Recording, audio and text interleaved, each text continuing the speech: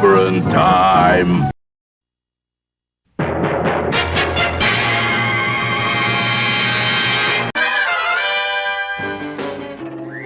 Atomic batteries to power.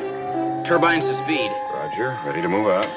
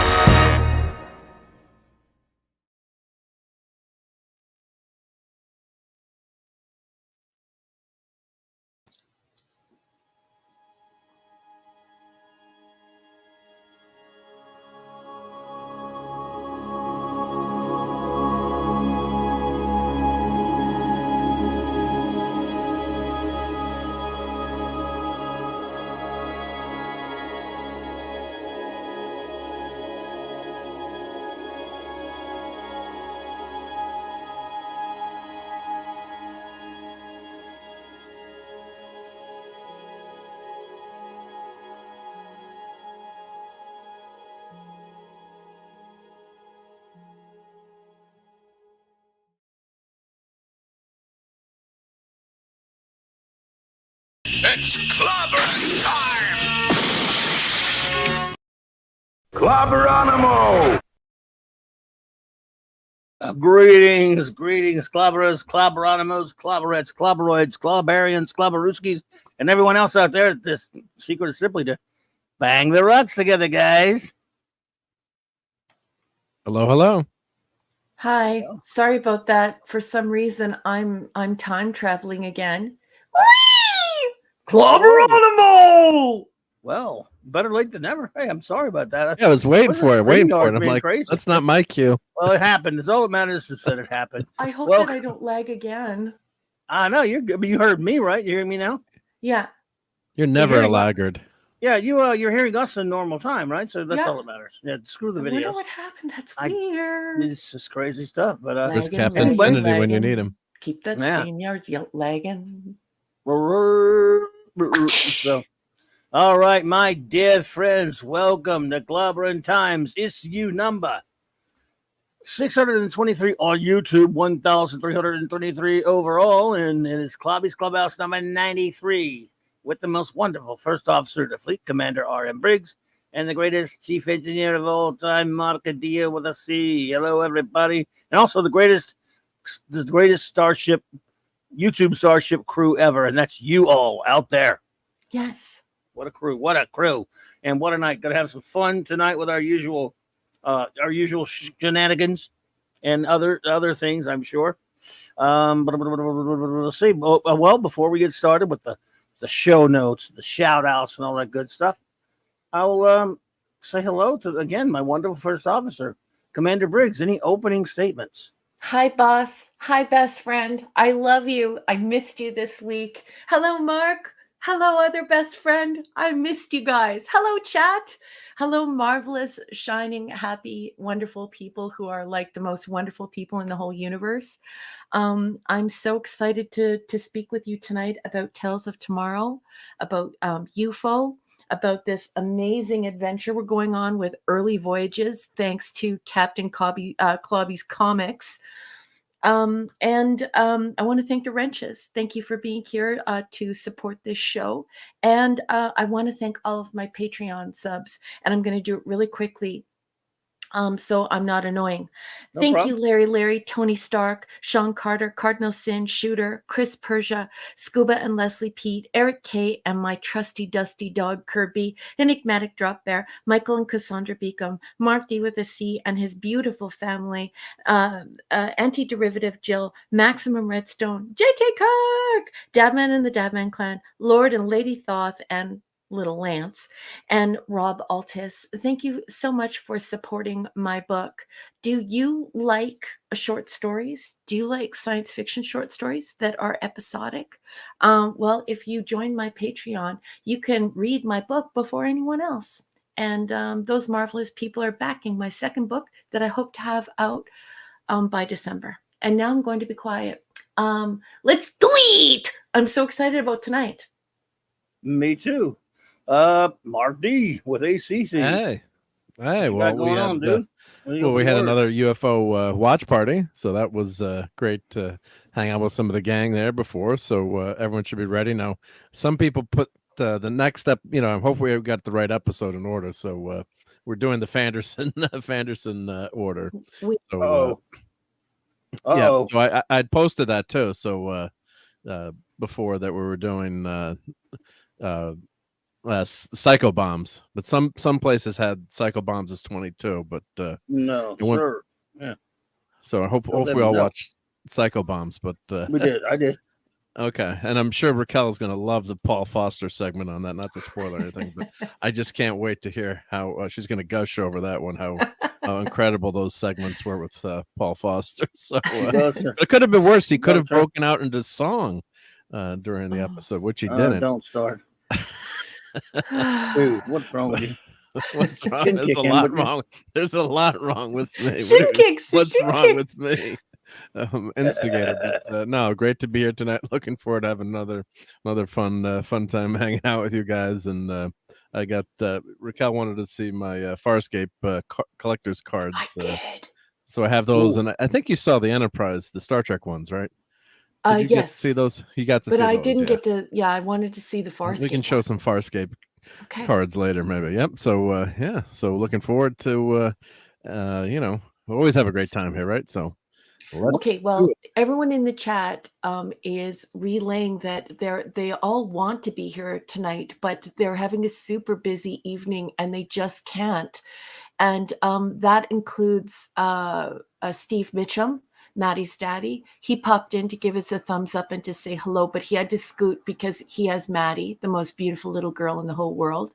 Ravenscroft has also popped in and said, guys, it's just too late for me, but I want you to know that I care and that I'm here and that I wish I could stay all night.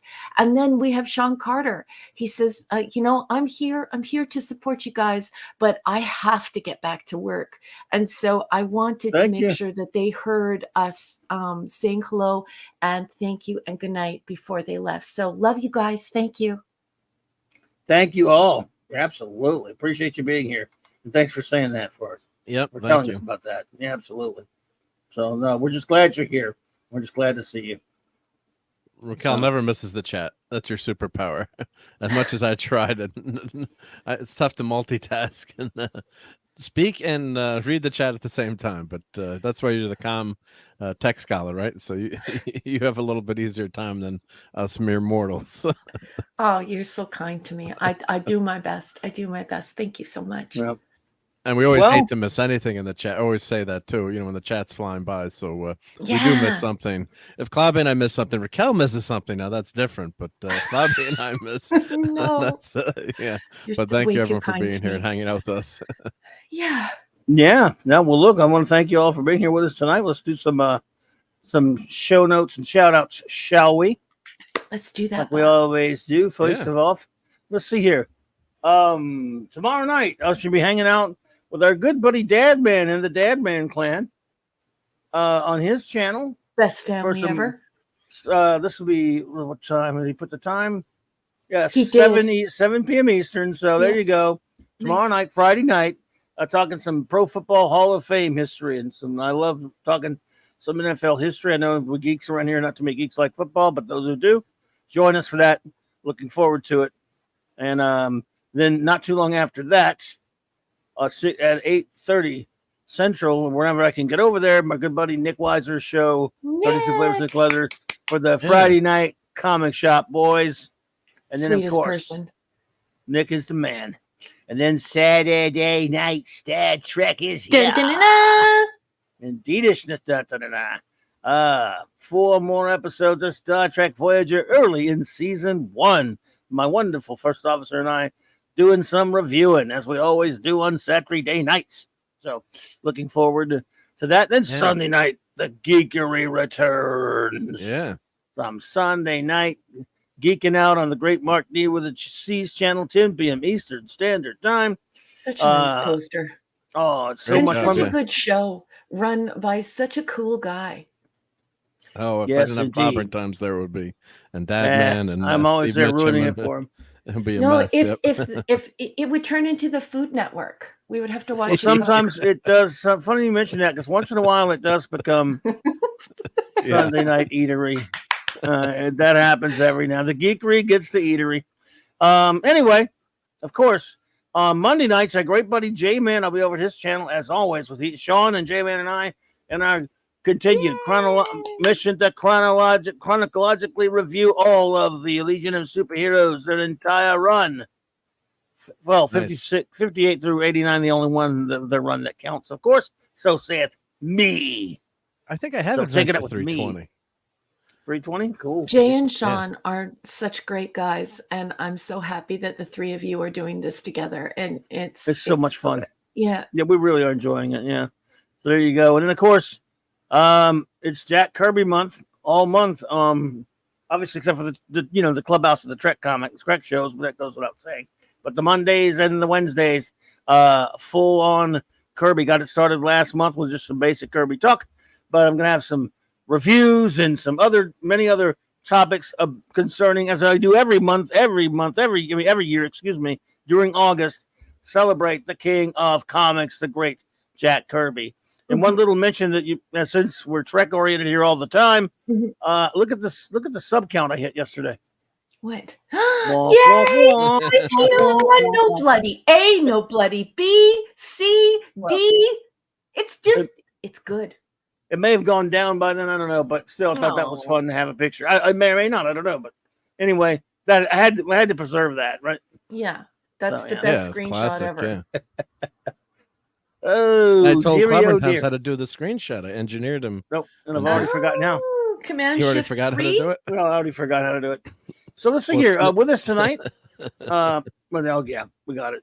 The great Eric K, the Bronze Wrencher. I don't know I'm not seeing the chat, so I don't know if anyone's here or not, but Okay, I'm so yelling him out anyway. this magnificent human being who I love, and we share a dog, he sent me the singing filth today, and he and I were just completely horrified by it. And then he made some joke about how he's so glad you and Mark are watching it and we aren't. Wow, thanks a lot, buddy. Wait a man, Ah, wait a man, that's sensitive, right? No. I'm telling you, dude. Wow, wowzer. That hurt. Right in the gut. Just kidding. No, I can't. No, look, if we're dumb enough to watch it, we deserve anything we get. What was the best episode of New Trek ever?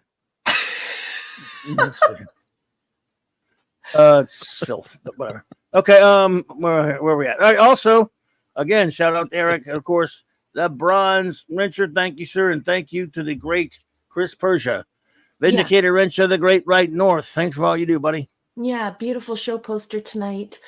As always, I have to say to you what a cherished, loyal, and wonderful friend and thoughtful friend you are for making those beautiful advertisements that you splash all over social media to promote CLOBBY'S channel. We all really appreciate it so much. Thank you for being such a great friend to one and all, Chris Persia. We really appreciate you.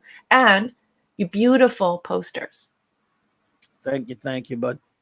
The great D. Bud Martin, the Wrench of Iron. A resident mathematician.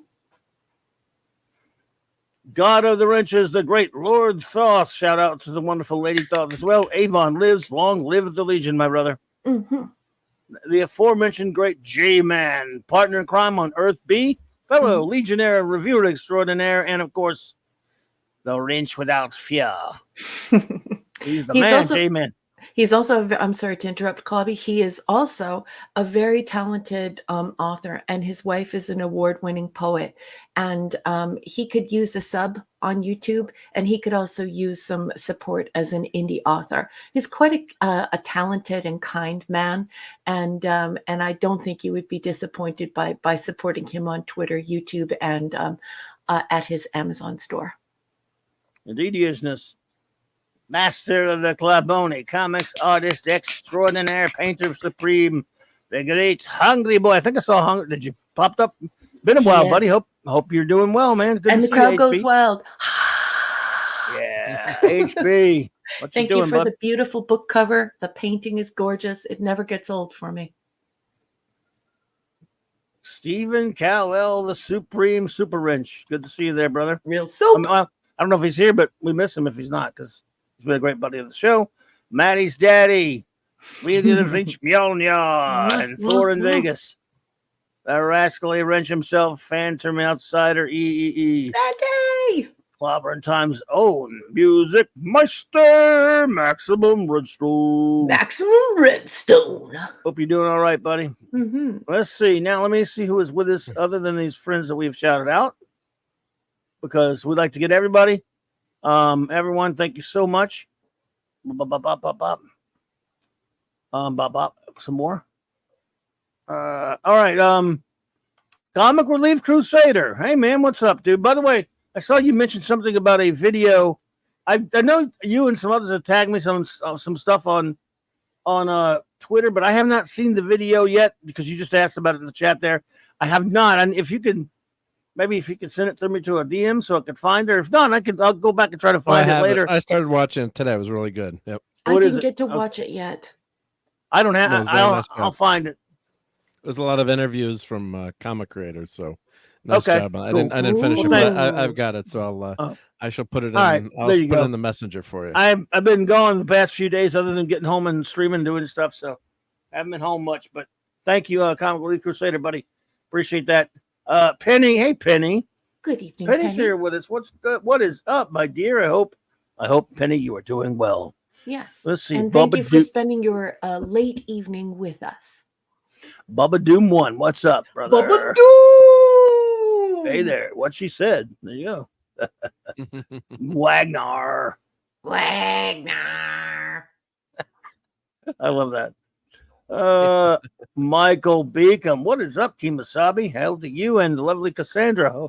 Hope you're all doing well. Yes, and you got to plant a kiss on her cheek just for me.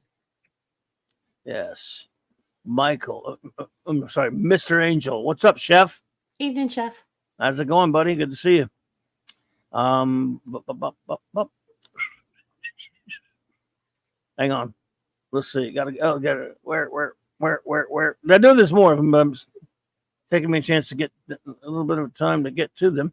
There he is, Dad Man. I think I shouted out Dad, the aforementioned great Dad Man walking in the Dad Man clan. Hey, buddy. Let's see. I'm way back in the chat, apparently. Ravenscroft, the aforementioned Ravenscroft. Good evening, Ravenscroft. Hey, Jaworski's pool practice. What is up there? Evening. Thanks for sending the video. Appreciate it, Marco. Yeah, nice job with that. Comic Relief Crusader. Don, Roward, Ranger Power. Don, What's Power up, Rangers. Don? Let's see here. Lisa, hey, lovely Lisa. What's up? Good to see you. All right. Your Lisa. garden is beautiful, darling. Always nice good to work. see you, my dear. Yeah, looking good. Let's see. Sean Carter from Mars. Yeah. Let's see. By the way, shout out to Sean Easthep. If you're watching, you're seeing this later, and thank you all for lurking, whoever's lurking or watching on downloads and rewatches. We do appreciate that. I got your package, Sean Easthep. Thank you. You were too kind. Just the off chance, because we never really see that Sean in the chat much, but I get things from him in the emails and stuff. Yeah, he's And so I got a nice helpful. package from him. I will be showing that next nice. week. Yay! I get a chance to get it all, to take pictures of it all yet, but I love it, Sean. Thank you.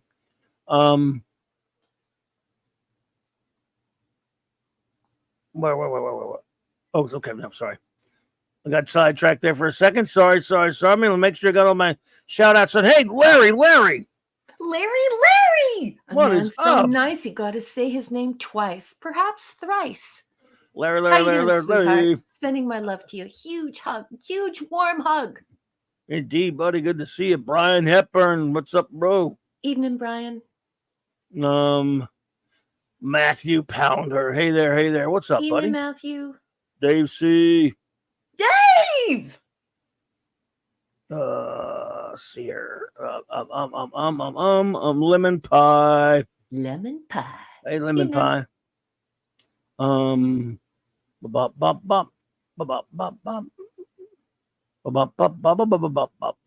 It's like Keely Chow, roulette tide. Keely Chow. Tide. Let's see. We got a double thumbs up from Larry. I just want to say, Larry, thank you for everything that you do for everyone in this community. You are such a wonderful supporter of indie authors and indie artists and content creators, quality content creators like Clobby. And I just think that you're very thoughtful. And I always appreciate how you build community. And you're so generous with your time and your support of all of these channels and all of our friends. I think you're pretty damn spectacular, sir. Mwah. Could not be reached for further comment. Hey. I wish Always good to see you. I wish we could like just constantly show that beautiful poster that he drew. It's great stuff. Gosh. It's unbelievably good. Larry. Gosh, he's done it again. Oh, wow. Larry gives it, it says five, it says? Five, yep. Oh, Five Sorry, memberships. Yeah, you're good. Larry, thank you so much, buddy. Thank you, sweetheart. You were too kind. Folks, if you wonder what we're talking about Captain because you're Infinity listening got a as a gift. radio show, Larry is at it again. He has donated another 5 memberships. So if you really want to have a membership, try it on. Use the cool custom emojis, or perhaps meet Clobby for a private Thanks, stream. Now's the time to gobble up those memberships. All right, thanks. I saw the Comics Relief Crusader. I saw that. Thank you for sending that to me. Mark also snagged it for me. Appreciate it. Did I get it too? I don't know. You can put it in the clubhouse, I guess. Yeah. No, don't. It's okay. Don't put it in the clubhouse. I'll get it from you later. Eric K, I love you too, baby. All righty. Nosferatu the Vampire. Well, hello there, Nosferatu. First time see, I believe. I love that this person Welcome. has the real vampire. It's just so nice. That Yeah. Bram Stoker lizard nice to see skin. a real vampire again. Yes, well, Not a because sparkly vampire. that's we don't right. want And remember how Bram Stoker described vampires with the lizard skin and the way that they, Yeah. lizard-like. We So don't want these I just good-looking think vampires. it's cool. Love the avatar, though slightly terrifying. There you go. Well, there you go. So, all right. Well, great to see everybody tonight for the clubhouse. Again, thank you, anyone who happens to be lurking, or anyone who, of course, anyone that comes in, we shout them out accordingly, of course. And anyone who is watching on a rewatch or a download or whatever they call those, we cannot thank you enough. We really appreciate it. Please, of course, always like and subscribe if you would. It really helps us out. And it is much, as I said, much appreciated. So, let's see here.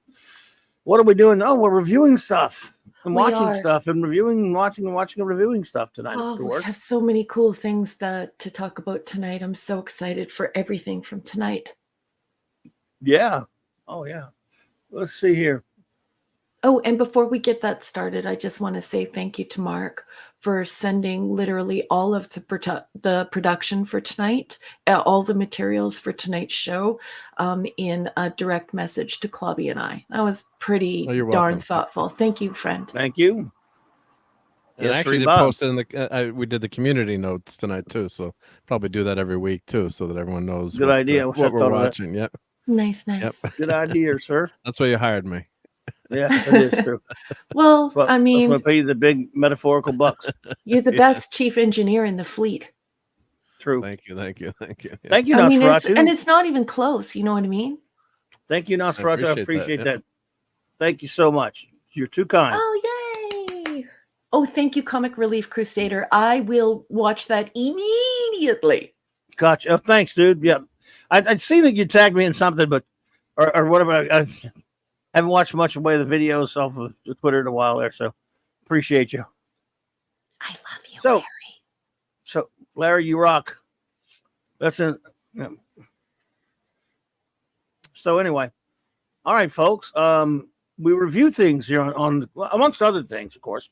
We do a lot of other things, but on the Clobby's Clubhouse, traditionally, we like to review a couple of things. In this case, we're doing a couple of TV shows at the moment. We've done, of course, Raquel has done science fiction movies and all kinds of cool stuff. So right now, however, we've got 3 things that we'll review on a regular show. Then we'll do some other stuff, of course, as well. One thing is, and there's no particular order, but I guess we could do it in some kind of order. First, we do a TV show, a science fiction anthology series called Tales of Tomorrow from the early 1950s. And then there's, of course, Jerry Anderson's UFO from the early 70s. And then, of course, a Star Trek comic called Star Trek. The best thing ever. Early The best Voyages. thing ever, Clubby, is Wow. teaching one and all about this incredibly cool thing that he knows about that I had no clue about, and I am just so enamored with it. This man has such great taste and such immense knowledge in the comic book industry. It's just delightful. Guess what we're going to be talking about again, folks? This beautiful early voyages. What a treat that he has given all of us to be able to discover it if we'd never heard of it before, and to come here and talk with him about it. It is so cool. I'm so stoked for tonight's comic. Guess what I did today, you guys? I opened my very first comic because my comics arrived. Because you all know I've only read, as of today, 5 comics. And you all know why I got the comic, because, I'm from writing in the publishing world. And I wanted to read it in my hands. You guys, I smelt it today. I took it out of the bag and board, and I smelt it, and it smelled like cigarettes and grass, like books do. Except for, what blew me away? That it smells so heavy of ink. Anyways, it was most enjoyable, and I'm derailing things, so I'm going to be quiet while we welcome Jonah Hex and Blunt Philly Reviews. But I'm just so excited, and I love Clubby. Well, thank you, Clubby. That's yes, she said. Jonah Hex and Blunt Philly Reviews. Good to see you, my friends. Thanks for popping in. Michael Beacom asked us, the 3 of us, question: do you guys want more scans from the Voyager Companion? I noticed you didn't read them last week, so just wondering. I never read them anyway, but I don't know if. Hey, Scuba Pete, what's up, brother? Scuba. I don't know if Mark or Raquel need them or not. I mean, you still need the scans. I mean, so Michael knows whether or not to keep sending them. Well, if it's too much trouble, don't worry about it. I mean, if you have time to do it, you could always DM them to me on Twitter, or I could give you my email and you could just email them to me. But don't feel any pressure. I would love to have that book, but unfortunately, I just can't afford it right now. Which one, the Voyager books, you mean? Yeah, so... You'll get them soon. And I ordered 4 different copies of the other Voyager book, The Celebration, and I have to tell you that they just keep arriving damaged. So I just gave up on it. Like, how many times am I supposed to send a book back? So they keep arriving. They were new. They were new, and they keep arriving crushed, like crushed on the spine, top and bottom. And it's like, why am I going to spend $40 on this book and they keep sending it damaged? So I gave up on it. I'm sorry, everyone. So. Damn it. That book is pretty good. The compendium I just got, and it's more like the original Star Trek compendium with, just the facts, man. Yeah. Not as much background on the show. Yeah. But it needs just a tad more. I mean, it's not a bad book, but it needs just, the original compendium had a little bit of background on each episode. Sometimes it's more, but it's not a bad book. But it does have sections, on the show that are really well done. Yeah. Oh my God! Someone just sent me the dancing Klingons. Oh my God! The horror. Oh, I wonder who that was. Oh God! Oh God! All right, so you I want can't to before you unsee make me that. throw up with the dancing Klingons, you want to start reviewing something? Sure. Yeah. Let's Like not what? review that. What are are we we doing? reviewing first? Tales of Tomorrow. Okay. Yeah, Tales of Tomorrow. Yeah, I can't do it like you Tomorrow. guys can. Yeah. Tales of Tomorrow. That's more like me doing my Fright Night, Jerry Dandridge Dracula, but not Yeah. Dracula, vampire. Whoops, we lost Raquel. Oh no. Oopies. She'll be back. Well, She'll be back. We can vamp till she gets back. Yeah, we lost. Oh, there she Hopefully, is. it's just a minor interweb I think she was problem. taking something and then actually took herself out. I must have mentioned the dancing Klingons probably did it. Yeah, cut it with the Klingons. Hey, got it back. You hear us? Yep, I can hear you now, but I got kicked out of the chat. Weird. Yeah. Wasn't me. I wasn't even touching the damn. Yeah, it wasn't me. It wasn't me. Oopsies. I don't know. And, I think it was my Wi-Fi. oh, okay. I know you Well, guys would never do that. All righty then. Well, so here we go. Let's go with yes, Matthew Pounder. It is more like that, isn't it? Pigs in space. Yeah. So all right. Well, Tales of Tomorrow. Yeah, so I missed a few seconds of what everyone was saying, but if you're new here, No, Tales of Tomorrow is CLOBBY'S Clubhouse experience in which we try and demonstrate the value in short stories. And how you can have a healthy relationship with the corporation where they sell their products, their Chrysler watches, and their wonderful rugs. But you get real short stories written by legends like H.G. Wells and et cetera, and they're turned into teleplays.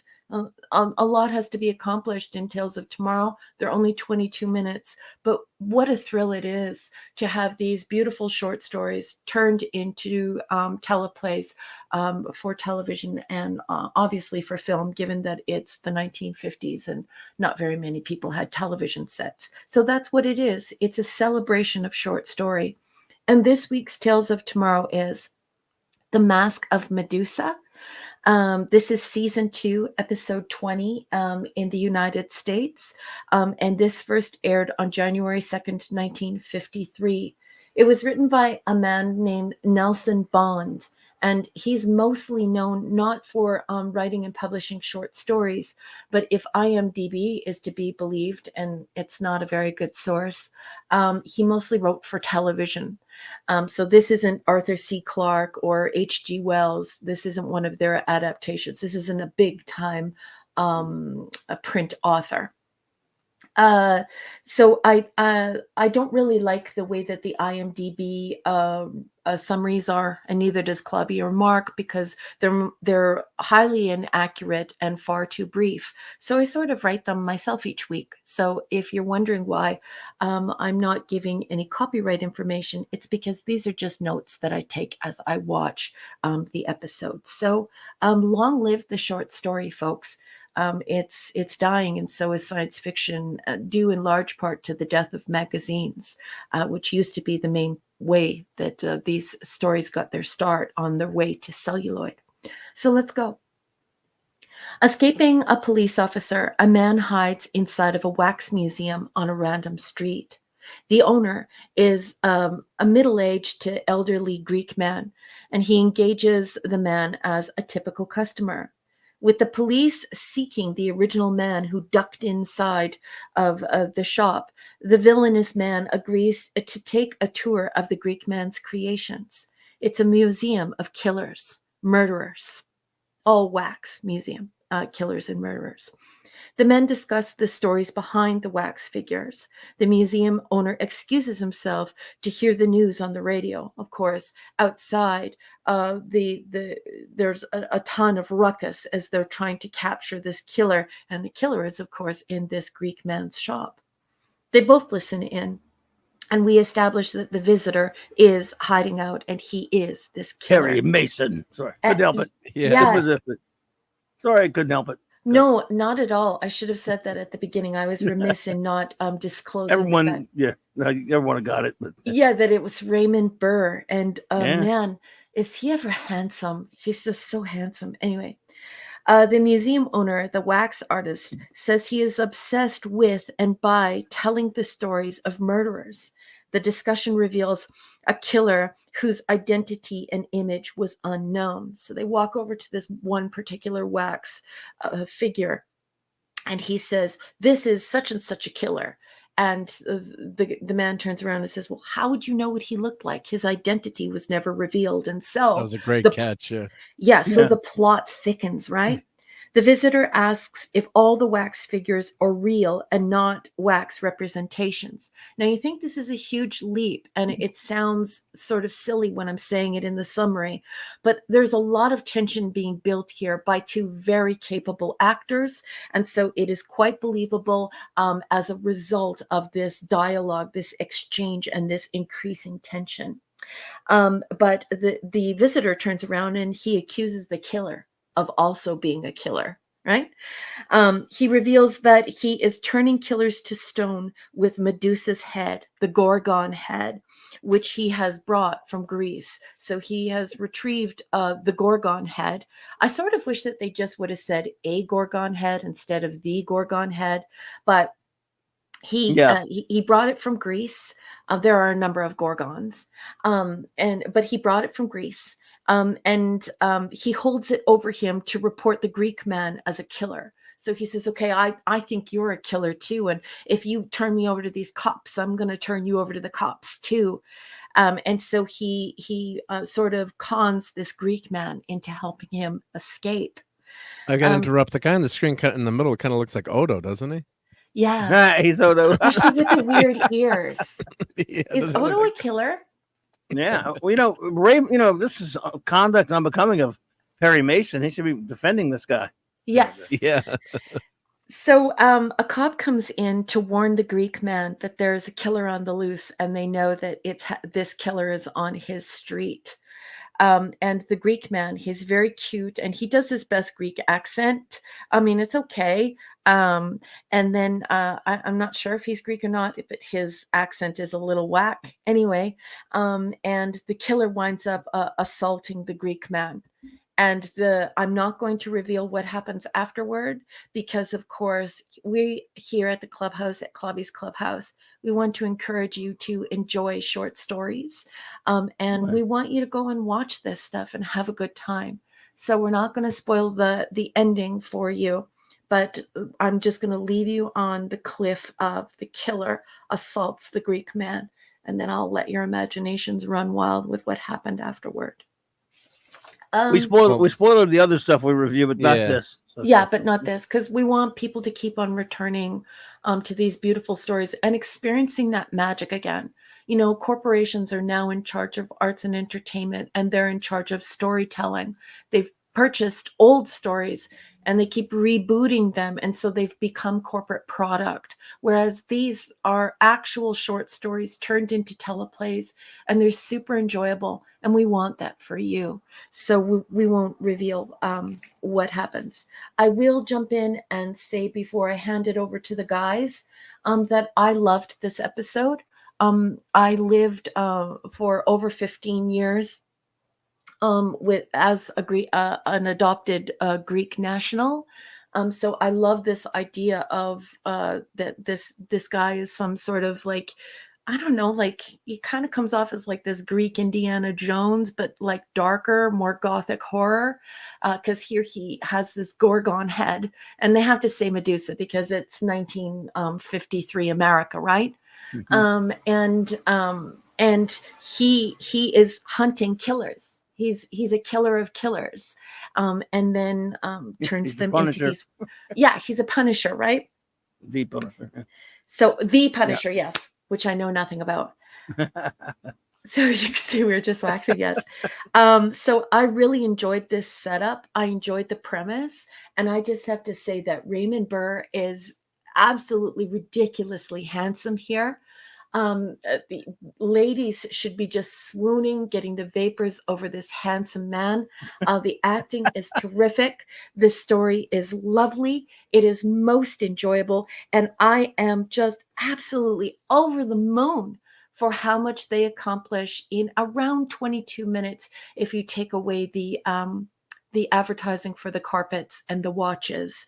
So, and of course, I enjoy those old carpet commercials and those old watch commercials. I'm going to go ahead and I'm going to give this a 10 out of 10 based on the fact that this is a television show that's only 22 minutes.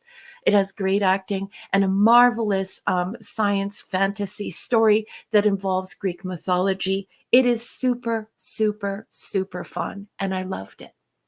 Clobby? Pop Culture Republic, hey there, good to see you, sir. And look at that, JT Kirk. What's up, dude? JT Kirk! Hey, good to see you both. Gorgon conclusion. The professor of puns has arrived, dude. Folks. Scuba has won the evening. Yeah, it's although I banned him. Did you ban him? He deserves it. No, I should put him in a timeout for it's that. It's weird. This had no opening credits saying what the show was. There was no commercials on this one. Well, I just want to add, this was the only location I was able to find it on the YouTubes. And I wasn't sure if this is the episode, but everything matches the episode description and the actors. Mark, I don't know where you got this, but this did not appear on DuckDuckGo or on Google in Canada. But we're sure it's Tales of Tomorrow, right? Yeah. No, this is the exact episode we're supposed to be watching. But I was just so grateful that you sent this. Like, I missed having the commercials because we love that Chrysler, the American Science Foundation, and the carpet company, Maslan Carpets, all support this show. So that's why at the beginning I just had to say thank you because you used a little American ingenuity to dig this rescued material up and give it to us. So you're the best, bud. Well, thank you to whoever found this on YouTube. I mean, it's in public domain, but someone put it on YouTube, and I posted the link. So it was the only spot I was able to find it. Yeah. Yeah. Well, there you go. It's great. I'm glad you found it. Yeah, it was great. I think I'll pay this episode the high compliment of this is Rod Serling worthy stuff. Yeah, it's the absolute thing he would do on the Twilight Zone episode, and he wouldn't even change much. The great Raymond Burr, of course. Perry Mason is not nice. Oh my God, he's rotten. Yeah, and but he's also so handsome. This is this is a few years before he went and hung out with Godzilla in the first Godzilla film, or the recut of the first Godzilla film, which he did. And of course, like at least a decade before he did one of the most famous shows ever of the era, Perry Mason. So. He's really good in it. And of course, he's I think the banter between him and the old man are pretty fun. Obviously, you kind of start to see where it's going after a while, but it's still funny how it gets there and fun how it gets there. So yeah, I won't spoil anything either. Everyone, just that this does have the feel of a classic Twilight Zone episode, and that's a compliment if there ever was one. Because quite anything worthy of that level, I think. And I'm not sure that he would have polished it that much either, meaning Serling. He wouldn't have done much to it, tweaked it to make it that much different. But it's kind of spooky because you're seeing these things, and they're not statues because they pretty much kind of broadcast that early on. They're like, what are these things? And it was pretty well done. Very clever because when you have no budget, you work with characterization and dialogue and ideas and script, and it's just beautifully done. Yeah. I'm going to definitely give it a 9.5. Yep, it's good. It's so much fun. Can I interrupt for 2 wags of a puppy's tail? Just because I want to say to HB, I totally agree. He has such a beautiful voice. Not only is he strikingly handsome, the kind of handsome that makes you go, wow. He could take your breath away, but yes, he does have a beautiful voice. So I totally agree with you, HB. And I also very rudely didn't say hello to Pop Culture Republic, our old friend, as he popped into the chat. So good evening, Pop Culture Republic. It's so nice to have you. I hope your channel is going well. I hope you are well, and I hope you have a wonderful time tonight. Indeed. Pop Culture Republic, yep. Mark, what do you think? Yeah. Yeah, I agree with that. Yeah, I'd give this. I go with a 9. You know, it's truncated, but it's just so well done. And the Greek guy, the shopkeeper, has got some chutzpah. I mean, he's not he's not scared of anyone. I guess he's taken enough of these serial killers that no one I love scares that he's a him. vigilante. He's like, he doesn't give a crap. Yeah. That's okay. Look, He doing doesn't something, care. isn't he? Well, Yeah, he's very like a much Night like Stalker. he has old Greek man strength, like in Greece, like you call it like papu strength, and that means grandpa strength. But you can, that's why like I almost wanted to call him elderly, but I didn't. But this guy definitely has papu strength. If you mess with him, he's gonna mess you up. Yeah. So yeah, so his acting's really good. Of course, Raymond, but I don't know how. I'll agree. I guess Raquel. I'm not going to judge on the handsome part, but I'll give that Oh, nod Mark, to Raquel he's there. so handsome. Is he? Okay, Yes. I guess. Yeah. He must. I bet he was. Maybe that's why you saying that's why his show lasted so long. Oh, Ezra I don't- Goldstein. I don't know. Hey, Oh, Doesn't hurt. shalom. Doesn't hurt, Shalom. right? Good evening, There's sweetheart. yep. Good to see you, Edward. And I'm sure the ladies like watched this, tuned into his show. Oh, In he's droves? ridiculously handsome. And like HB said, the voice, I mean, he's got it all. And he's such a great actor. Swoon, swoon, swoon.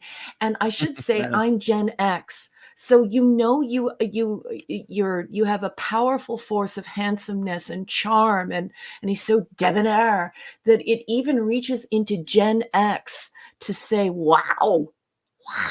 He only lost one. You know, he only lost one case on the whole. I think, is that true, everyone? I can't remember, but One case. I seen him. He only lost one case on the Perry Mason show. Wow. Mhm. But think so. yeah, so this shopkeeper, yeah, it was quite a character. The other show I used to like was Friday the 13th, the with that cursed Series. series of those items. It kind of reminded me of the old shopkeeper there a little bit. But what was interesting too was Raymond Burr's character keeps asking, it's like, well, why don't you have a store like this? Why aren't you more like Madame Tussauds? And he's like, don't insult me with they actually mention Madame Tussauds Madame Wax Tussauds, Museum. Mhm. Yeah, why don't you have some more? Why do you just have killers here? And of course, he finds out at the he's going to find out at the end. Mhm. But yeah, just really well done, really great tension, and great fun twist at the end. And Mr. Angel sent me this photo on Discord, so I'm gonna everyone can take a look at that. So this is Ben Grimm slaughtering Gorgon. Yeah. So I said, so I wrote back to Mr. Angel. Said, I hope that Ben didn't look at Medusa because he might get turned to rocks. Too late. This is so clever and so cute. Hey, you guys, I have to interject. Please excuse me for interrupting. It's so rude, but Mighty Orbots just walked through the door. Boy. And the wonderful and sweet and kind Penny has let us know that she's done for the day. She needs to go to bed. So thank you so much for joining us, Penny. And you know what the cool kids say these days? Sleep sweet. So I just want to say that to you because I think it's the coolest saying ever. Oh, Or good bon night. nuit. Bon nuit. There you go. Yes, Whatever that Mark. means. From Switzerland. Throwing in my French there. That's right. You Night, got to throw Penny. in your Switzerland there. Hope you have a great night, my dear, and good to see you there, Mighty Orbots. So Ben, dealing with the work. So clever. This is such a great idea. It's so cool. But could Ben PS3. Grimm would he be immune to her powers because he already is rock? Yeah, he can handle it. Yeah, he could definitely take on any Gorgon. Right? Yeah. I happen to know for a fact. Not a problem. Not a problem, no. Yeah. So what was your rating then? Oh, my Mark? rating, I'd give this a 9. Yeah, I think this was really well Yay, done. Maybe you This said is that. I'm an A. sorry. No, that's okay. No, that's no, Yeah. it's definitely worth watching, and just watch it. I put the link in. It's in the community tab. The only place I could find this was on that particular YouTube channel. So thanks to that person who, and had a time code on, so maybe they had were on the production. I don't know, because some of these episodes have disappeared, unfortunately. They're in the process of being rescued and put in the public domain. And I always forget the because it sounds so much like a computer program that I know. I always forget what it's called. This capture. What is this? Kinescope. Kinescope. I That's always when they mix it up record with off the TV KineMaster. screen. Yeah. So they So, recorded off if the. you could speak about that for a second, Mark, I would love it if you could just give everyone a brief description of the. So what they would do is back in the old days, of course, the TV stations would transmit the picture out, and it would go to different TV screens. You'd send out the screen and would go.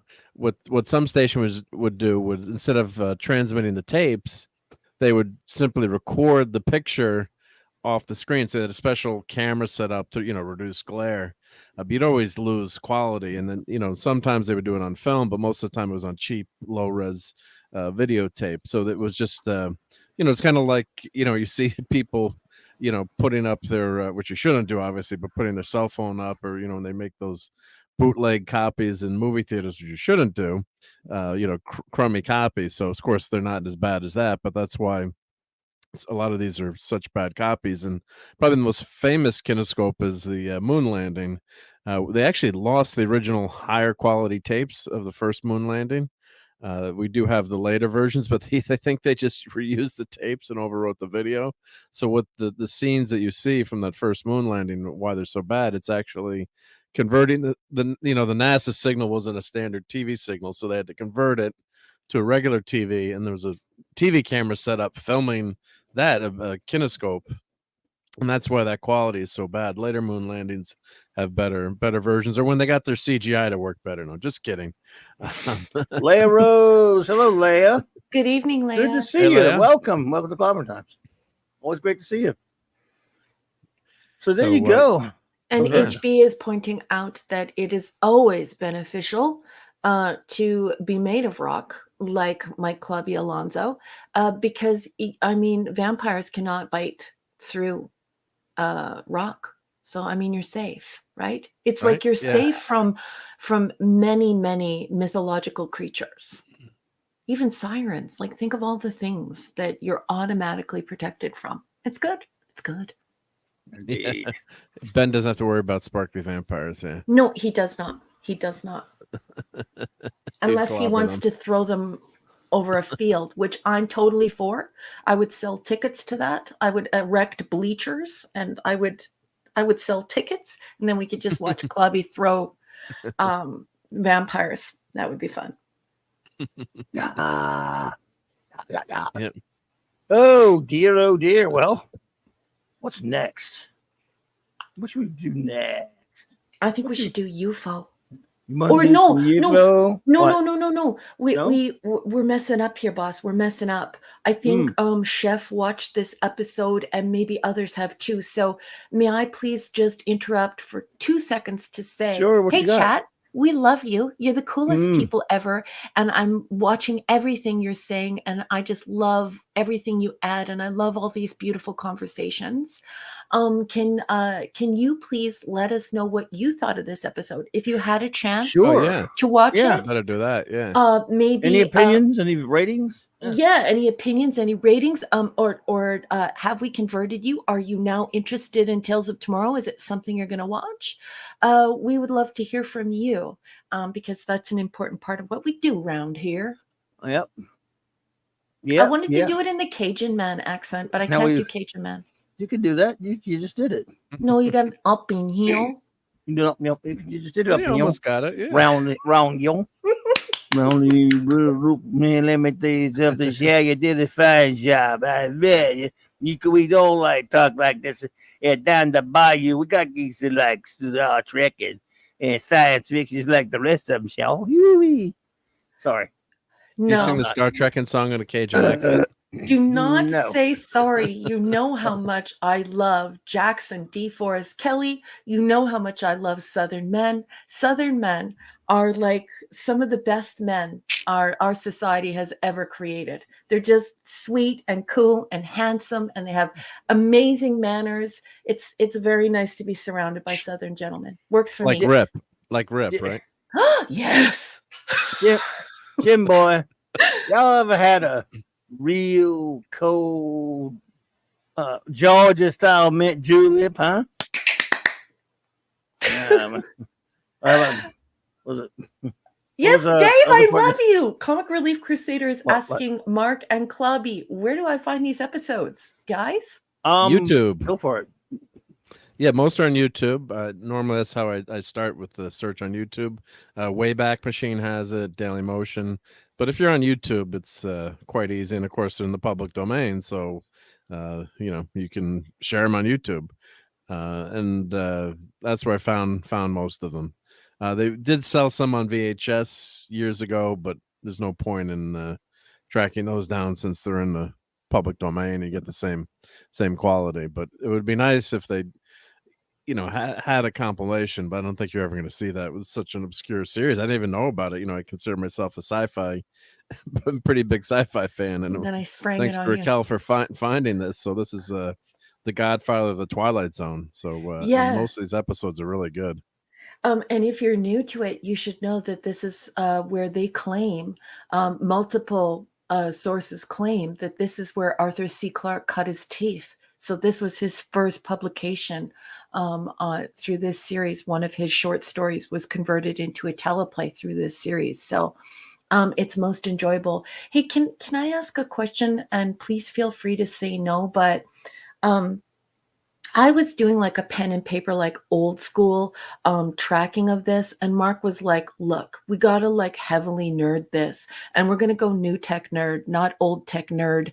And so Mark actually developed a wonderful list so that we could establish which episodes have been rescued and which haven't. And I think we're getting pretty close to the end. Mark, is there any possible way, would you be comfortable? Is it okay with you if you shared that Google Doc just so we could give folks an idea of what's available and what we've already done? On the Tales for Tomorrow one, right? Yep. Let me yes, call please. that one up. Yep, I'm sorry about that. Well, Mr. Angel says, I watched immediately when Mark posted the link to the Medusa episode. I remember it from a lifetime ago, watching it on German dub TV. Always been a fan of mythology, so it gets a 9 out of 10. Yay! All right, excellent. Me too. I felt the same way. All right, Hungry Boys for first. Oh, wow. Tales of Tomorrow, The Twilight Zone. Oh my goodness, that's amazing. Some more sci-fi, less schmaltz. Yes.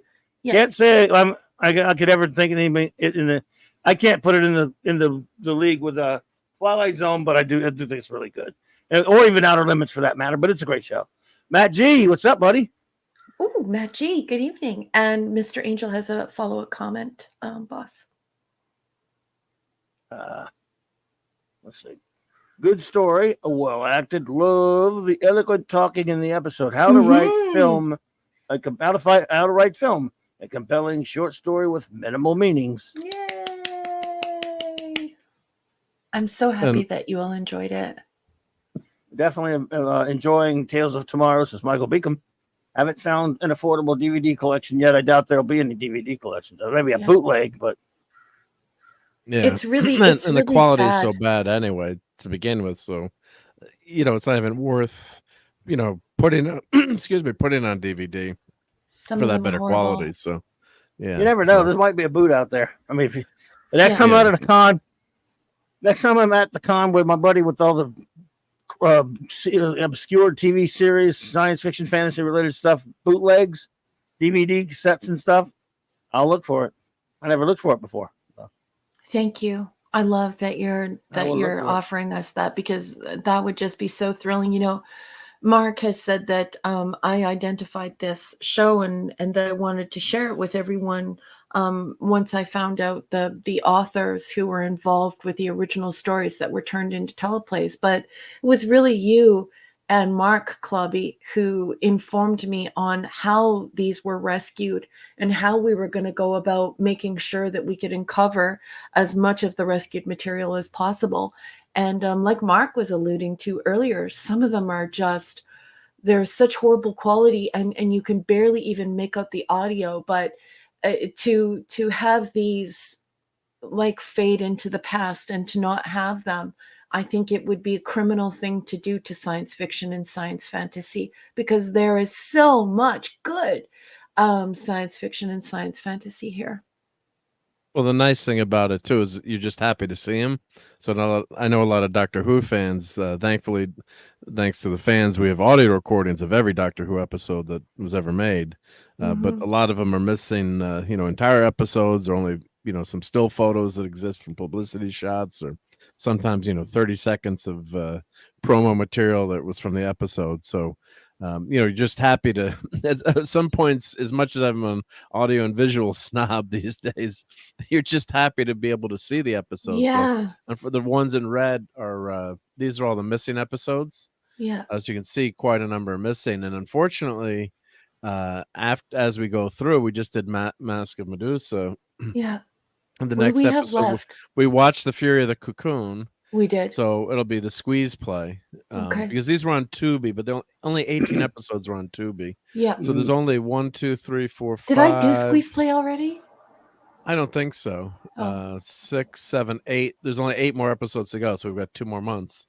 I think it's crazy that you and These are all Clobby missing. were like that you guys were already prepared to deal with what I had brought to the show.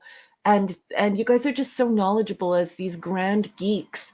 And I think it's crazy that they lost, like you and Clobby were saying, the all of these episodes of Doctor Who as well. As you guys know, I never got into Doctor Who in the 70s when I was growing up. But it's amazing how much science fiction gets lost in this process. So thank you for teaching me about it. Well, you taught us about this one. I mean, You taught us this Well, one. This is all you right here. Yeah. Yeah, I and know, but HB? I didn't understand the way that the I always want to say kinemaster, the kinefilming, kinescope. What a huge impact that made on like the way that I perceived the episodes, and then doing the research for this show and discovering that many were lost. And were completely unrecoverable is quite depressing when you think about the incredible authors who are being lost here and this wonderful effort. So, and I just appreciate you guys sharing your knowledge of how this stuff gets captured, and also speaking about the fact that this happened with Doctor Who. And so I think that adds a great deal of context for people like me, who are just... it's just so upsetting to see all this science fiction get lost. And actually, Doctor Who, you're lucky if you're a Doctor Who fan, because some shows are gone in their entirety. And BBC in the 70s, they, to save money, let's wipe all these tapes and we'll just reuse the tapes. Oh my gosh. The tapes were expensive. So, and who's going to watch these? Who wants to watch this stuff again? It's crap. It's crap. I mean, there was no market for it until then. They realized years later, and then some of the Doctor Who episodes were actually recovered in Africa and places around the world where they had sent the episodes to be viewed. Yeah. There's one film that one episode that someone had at a con years ago. I remember reading about, and the person was going to buy it, and then then you could share it with everyone, and the person just kept it to themselves. So there's stories like that where there's an episode that allegedly is out there that no one's seen in years.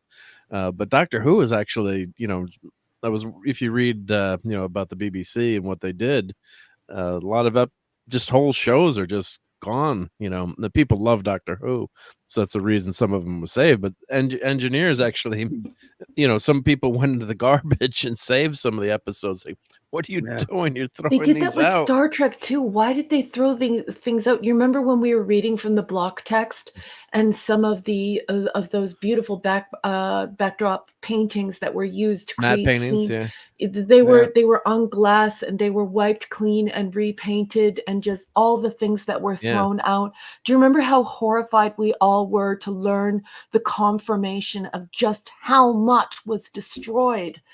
That could have been auctioned off, and then to later learn how much money those auctions generated. It blew Clobby and I away. Yeah. But I have that book from that auction that they did years ago, and just unbelievable. That book is just an artifact in and of itself, with all the props that they had saved up through all the years. And you wish they had a museum, but at least they all went into good homes. But some of the the filming models those were, I think, the most expensive, and some of the TOS costumes. But I think the filming models went for the most money. But It's just a shame that they're Enterprise. wrecking, that they destroy things instead of at least offering them to a museum or something. And it's hard to believe that in this day and age, and that preservation isn't better. I really love what Larry has said in the chat, because this is a story I know well, and it is quite terrifying how we consider ourselves such an advanced society. And certainly Alexandria considered itself an advanced society as well. But here, Larry says, think of all the knowledge lost in the burning down of the Alexandria Library. Yeah. And Hungry Boy and Ezra want me to feel free to explore Doctor Who, which I might do. And Dawn Power Ranger has a couple of things for Clubby, and I'm going to star them for clubs.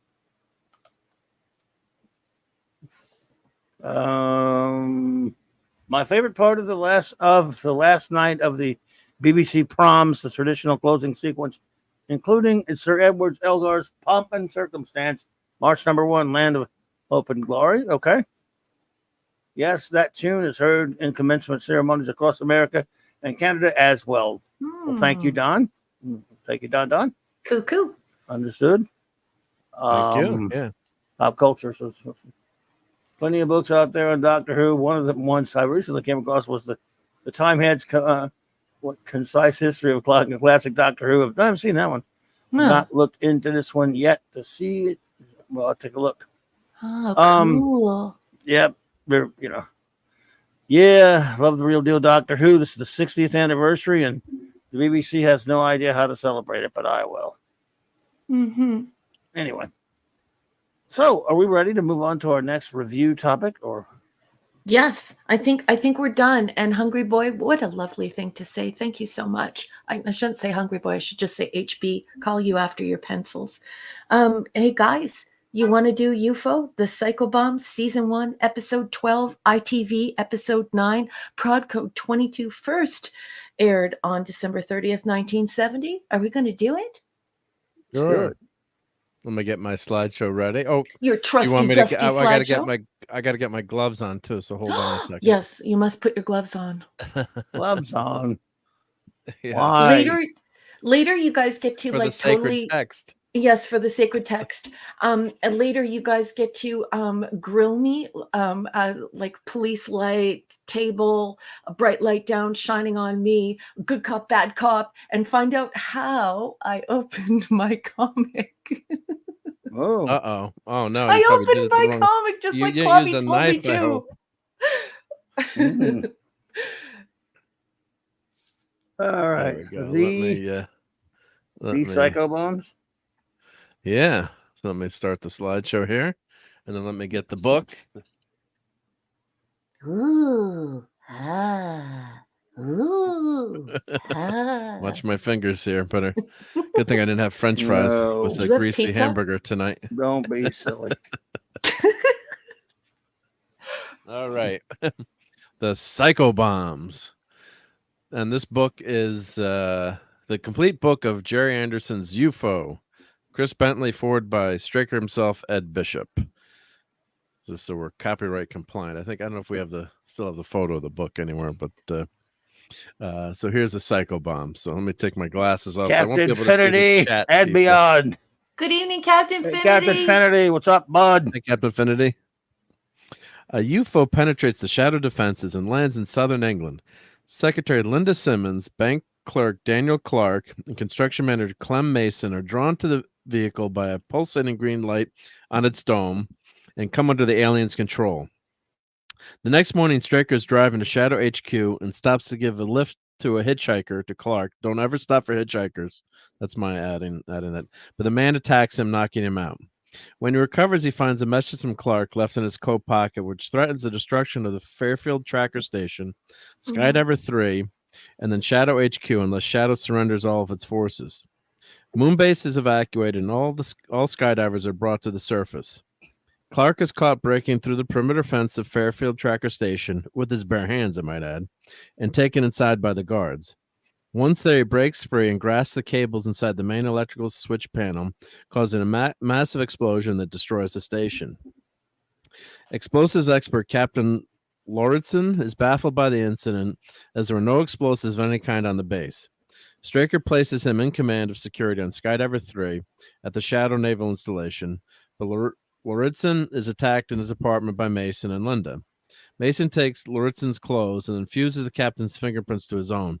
Well, it was a creepy scene. Oh, He terrible. impersonates Lauritsen at the naval installation and manages to board Skydiver to 3.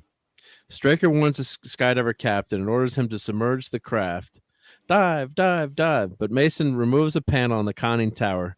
I have to add, I thought that was a little ridiculous. That panel should have been a little bit more difficult to take off, and connects a pair of power cables. He breaks the cables, causing the submarine to explode. Oh, it was a horrible loss of all these people and gorgeous vehicles. Yeah. When shadow mobiles and search aircraft close in on the control UFO, Foster and Lake investigate the backgrounds of Mason and Clark and make a connection to Linda Simmons. Foster meets Linda and takes her for a walk in the park, while Lake discovers that the secretary has brutally murdered her boss.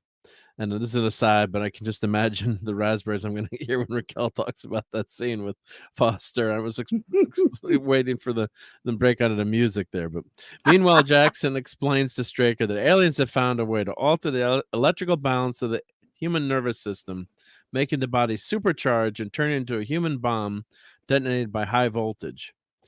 So, and we also find out then that Jackson, the doctor, did not pass away. The last episode, we weren't sure if he had been killed in that last episode.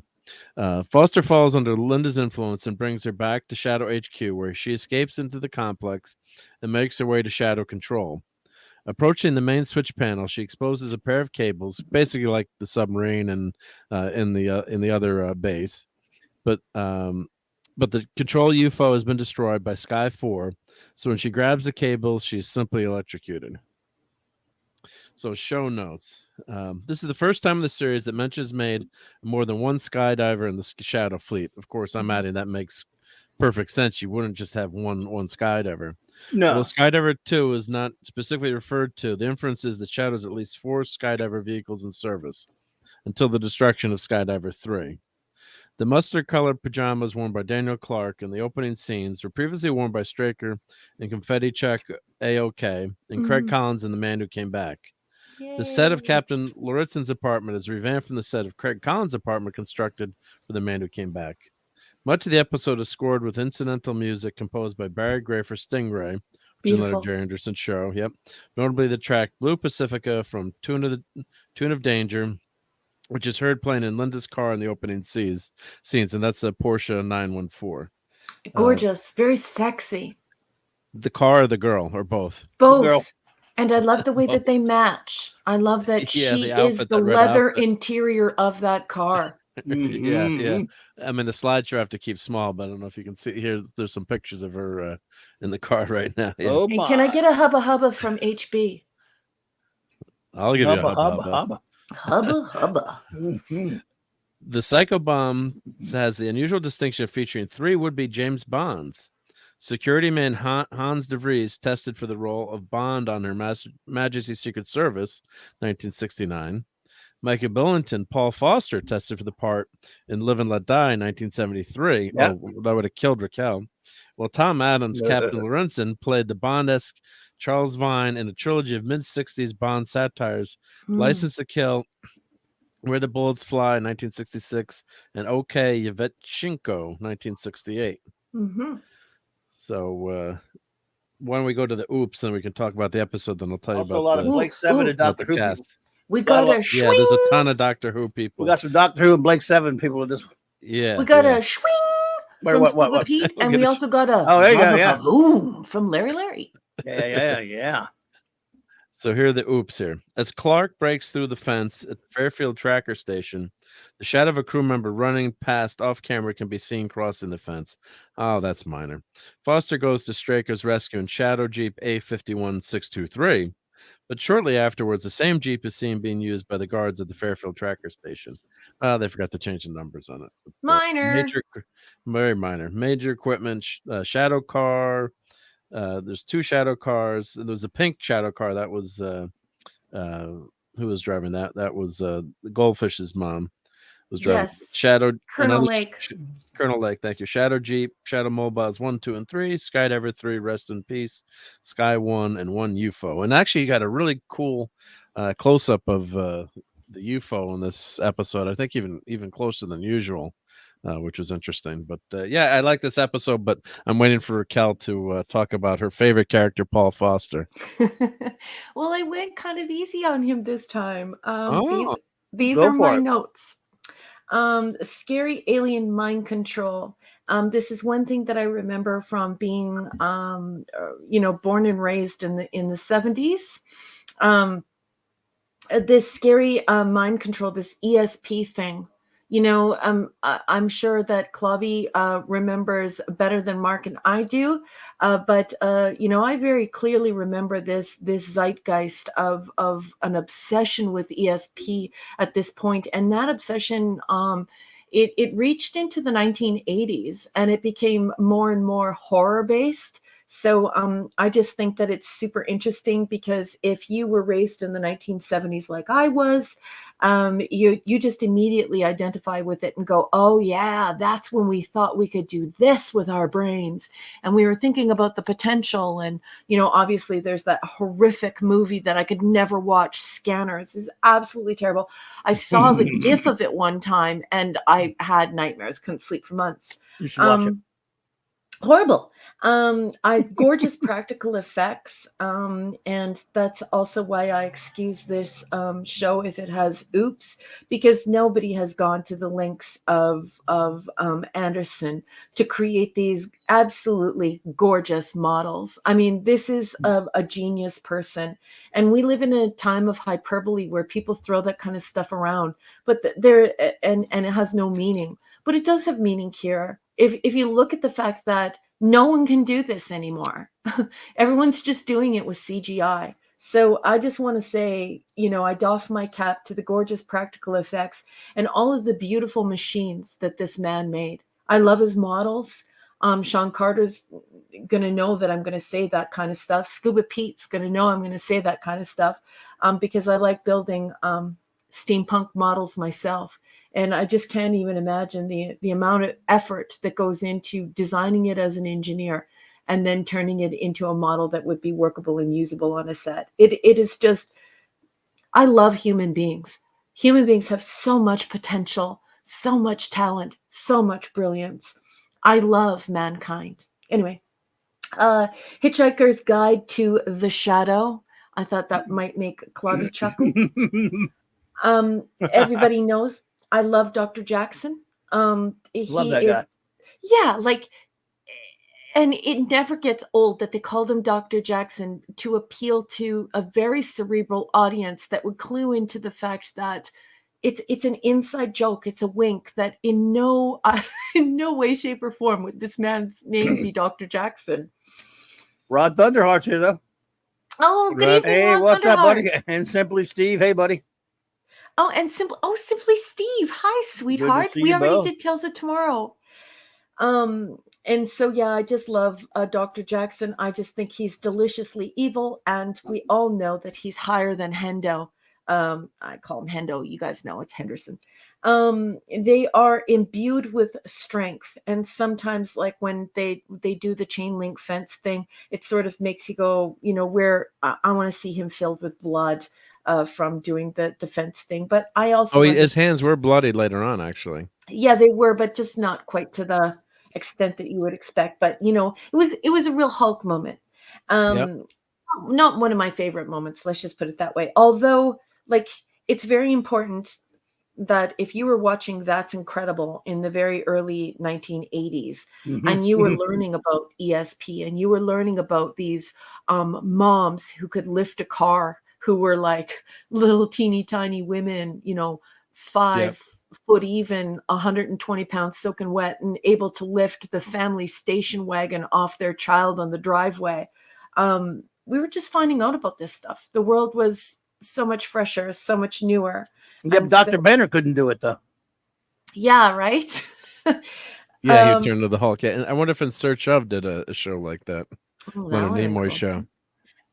So I love that sort of thing, and it may seem hokey to a modern audience, but it's really not if you understand what it was like to be born in the late 60s and grow up in the 70s, or just grow up in the 70s, you know what I mean? All pre-screening fails to detect what it is. I really love that part of it. And the information extraction, the fingertip to fingertip. It's extremely violent and very effective. So we go from this science fantasy right back into this science fiction, or what we thought was science fiction at the time. I really enjoy that. I was using gamer speak, even though I don't play games, because I just want to be a cool kid. So I said multiple identity measures for the win. I absolutely love that tense moment where he's standing there and the voice ident will not pass him. And so you're marinating in that tension. I think it's a brilliant moment, and it's great. And then Paul Foster. Here we go. My favorite part of the episode. Dog True among romance. dogs. I mean, there he True is. love, too brave. Just such a dog. He's, you know what I mean? He might as well just get down and hump her leg. Paul Foster, ladies and gentlemen, dog among dogs. But wasn't he doing that on under orders? He had to infiltrate and Listen. get to know her better.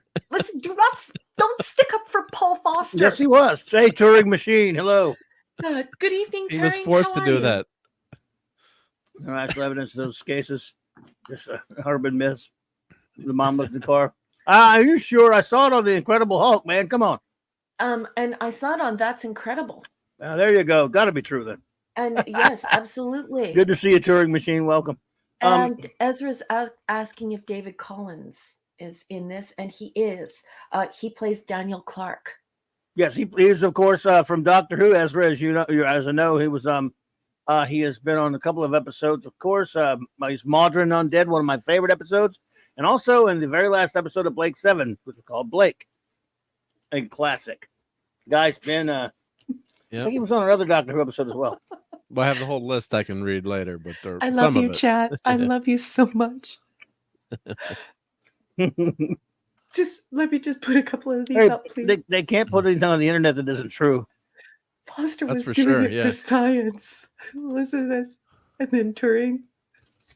Okay, I'm convinced. There you go. Oh, no, it's this one right here. You ready? Paul Epic Foster. What's wrong with Paul Foster? We like Paul. Yeah, we like Paul. He was hot. By the way, yeah. Let me tell you something, okay? He is still he's colonel, but he's also a shadow agent. And agents, as MI5s, sometimes have to go and try to, seduce their way into on the mission, Yeah, he had to infiltrate. It was, thankfully she happened to be very, very handsome woman. And but, she if liked she was him. Ugly, he would have done the same thing, I'm sure, too, right? I mean, yeah. Oh, yeah. Right? Oh, yeah. King and country. And the world back. But yeah, he took one for the team. He was he was having himself a good time. And, hey, the ladies like the Paul Foster now. Yep. Except for me. Yes, yeah. JT Kirk. JT Kirk comes in with the quote, "A very handsome woman." Wow. Plum. All right. Plum. So anyway. So boss, spill your guts. Tell us what you thought of Psycho Bombs. This is a great episode. I mean, I'm just broken record every week. I love it. Brilliant, amazing. What a wonderful story. Just so eerie, so scary, a really kind of creepy episode. But the way it just finds these just individuals out of these normal people, and these aliens are such, we're learning again a little bit more about the aliens every week. We know that they're able to manipulate and control people, and in a really creepy way. And all that stuff you're talking about, them using the strength and everything. Just a fascinating and engrossing episode, folks. I mean, I don't know, just love it. Yeah, it was super good. So I gave it an A++. Of course, everyone knows that I am completely chronic, mental over this show. And I think it's second only to TOS. I love it so much. I just think it's just one of the finest things that we have ever put on television, and certainly in science fiction, second only to TOS. It's just marvelous. So A++ for me. And I almost want to give it one more plus because it has that nostalgia factor for me, but it's also immersive because, you know, I've spoken at length with Clubby about this, about how if you grew up in the 70s and your childhood was in the 70s, oh my gosh, it was so easy to become turned off of any type of horror because the 1970s horror was so gritty and so frightening and sometimes even based on true stories. Many of them were based on true stories. So this whole connection with the ESP thing is very immersive nostalgia for me. So A plus plus, and then one more plus for the cool nostalgia that makes me think about John Davidson, Fran Tarlington, Tarklinton, I forget his name. And Fran what was the Tarkington? lady? What was the No. lady's name again? No, who? Oh, Deborah Grant, Linda Simmons. No, the lady from That's Incredible. Oh! I'm like that was the show. Oh, Kathy. I'm Lee John Crosby. Davidson. I'm Herb Kathy Lee- Tarlington. And the Kathy Lee Crosby. Kathy Lee Crosby. Yes. Yeah. So See, I gotcha. The first woman to play Wonder Woman, by the way. Yes. Yeah. Yes. I know. So yes. A plus plus plus a little plus for that bit of, oh my gosh, I cover your eyes. They have babies, haunted babies on That's Incredible. It was quite a wonderful thing that we watched in the very early 80s, and I loved it. Although I remember that 1970s show. horror is So terrible. 3 pluses for this one. Excuse me. I give it That an A would plus. be 3 pluses, Mark. Right, definitely an And- A plus plus from me. A plus from Cloud because I record these things, you know, for my spreadsheet. So so I lost a plus because of Paul Foster, I guess, for that. When, one. well, I mean, what So it can would you have do? been 4 pluses for Raquel, but I'm By the sure way- it was down a plus. Yeah. Thank you, Ezra. Yeah, David Collins was also in Revenge of the Cybermen. I knew I forgot the other one. Yep, couple Doctor Who's, of course. One of my favorite all-time Blake 7 episode. One of my all-time favorite Doctor Who episodes, and Modern Undead. Revenge of the Cybermen is also a good one. So, man, he's Doctor Who all over the place. And you had another guy in this episode from an extra episode who was on a Blake 7 episode. And maybe a couple others. I'll read about the guest cast here. So prior to her role, Hubba, Deborah Grant, Linda Simmons. I added the Hubba. Oh, that's good. That's good. On the book. Had only been seen on ITV Saturday Night Theater. However, she later became a familiar face on British TV. No surprise there for her roles on Princess Alexandra and ATV's Edward VII, Bouquet of Barbed Wire, Bergerac. I'm trying to see if anything we'd recognize. Let's see. She looks like a lot of BBC stuff. Yep. Let's see. Then she was a songwriter, I guess, too. Oh, no, this is following an early career as a songwriter for Tommy Steele. Mike Pratt, Clem Mason made his screen debut as police inspector in Impact. So it looks like he's on a lot of. Oh, he was on Danger Man, The Baron, Saint, Man in a Suitcase. I'm just skimming here, so read the whole thing. Dave Collins, Daniel Clark is best known on the series. That guy Midnight right there is a Place was on Blake 7. So go ahead. There we go. Sapphire and Steel. Him. Let's see if anything. It was in Scrooge, Hennessy, 39 Steps. He was in Doctor Who, Revenge of the Cybermen, The Robots of Death, and Madwin Undead. Oh, Robots of Death. That's right. I forgot he was Robots of Death. Another great one. Yeah, thanks to the sacred text here that told us that. Yep. He Madwin recently Undead. co-starred with Ed Bishop in the Doctor Who audio drama Full Fathom 5. Tom Adams, Captain Lorzitzen, was on a lot of BBC shows here. So he was in The Great Escape, 1963. This Is My Street. Great movie. Fighting Prince of Dongle, episode of The Avengers, Stranger Port, and The Persuaders. Let's see, what else has he played in? He was on General Hospital, Nimbic Files. He was seen in episodes of Doctor Who, Warriors of the Deep, Lovejoy, and Causality. Wait a minute. French. My boy Collins, they didn't mention his Blake 7 episode? Let's How see. dare No, they them. didn't mention. How dare they? Oh, this book loses a was in star. Blake. Yeah. Oh no. Yeah. The grand He was in poobah Blake? of all Was he the geekdom. lawyer or who was he in Blake? He was a diva on the last episode called Blake. Oh, the very last episode. He was running he was working with Blake. Okay. Blake was working for him. As a Oh, bounty that's hunter. right. Yeah.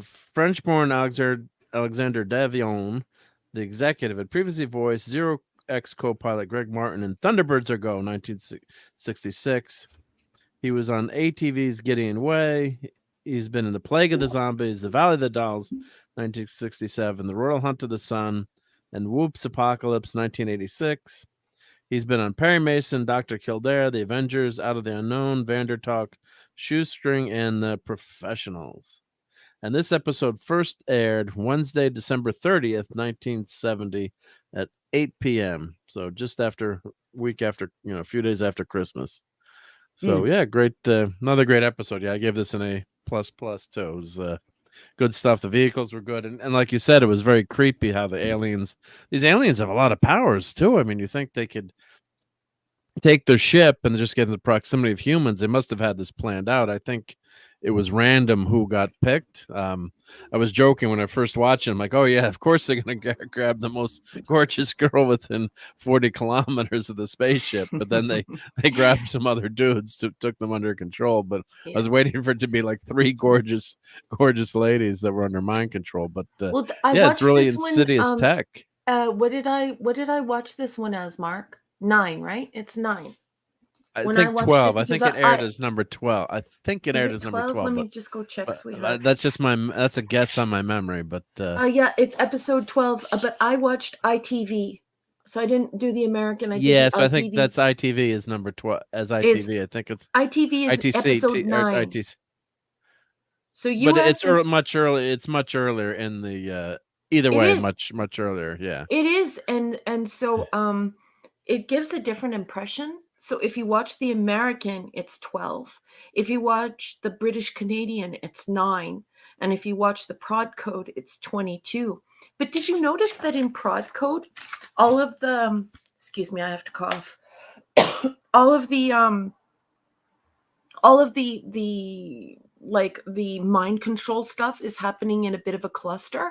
It doesn't happen that way in the American airing, and it doesn't happen that way in the British and Canadian airing, which is the ITV. So it is, isn't it funny how production order alters the perception of the entire enterprise? Notice how I said enterprise? Yeah, it makes it. Yeah, you said enterprise. No, it does make a big difference. So yeah, Princess Passion. I can't read it from here. I know it's Fiona. It's Fiona. Pasanaroff. Right? Yeah. How you say that?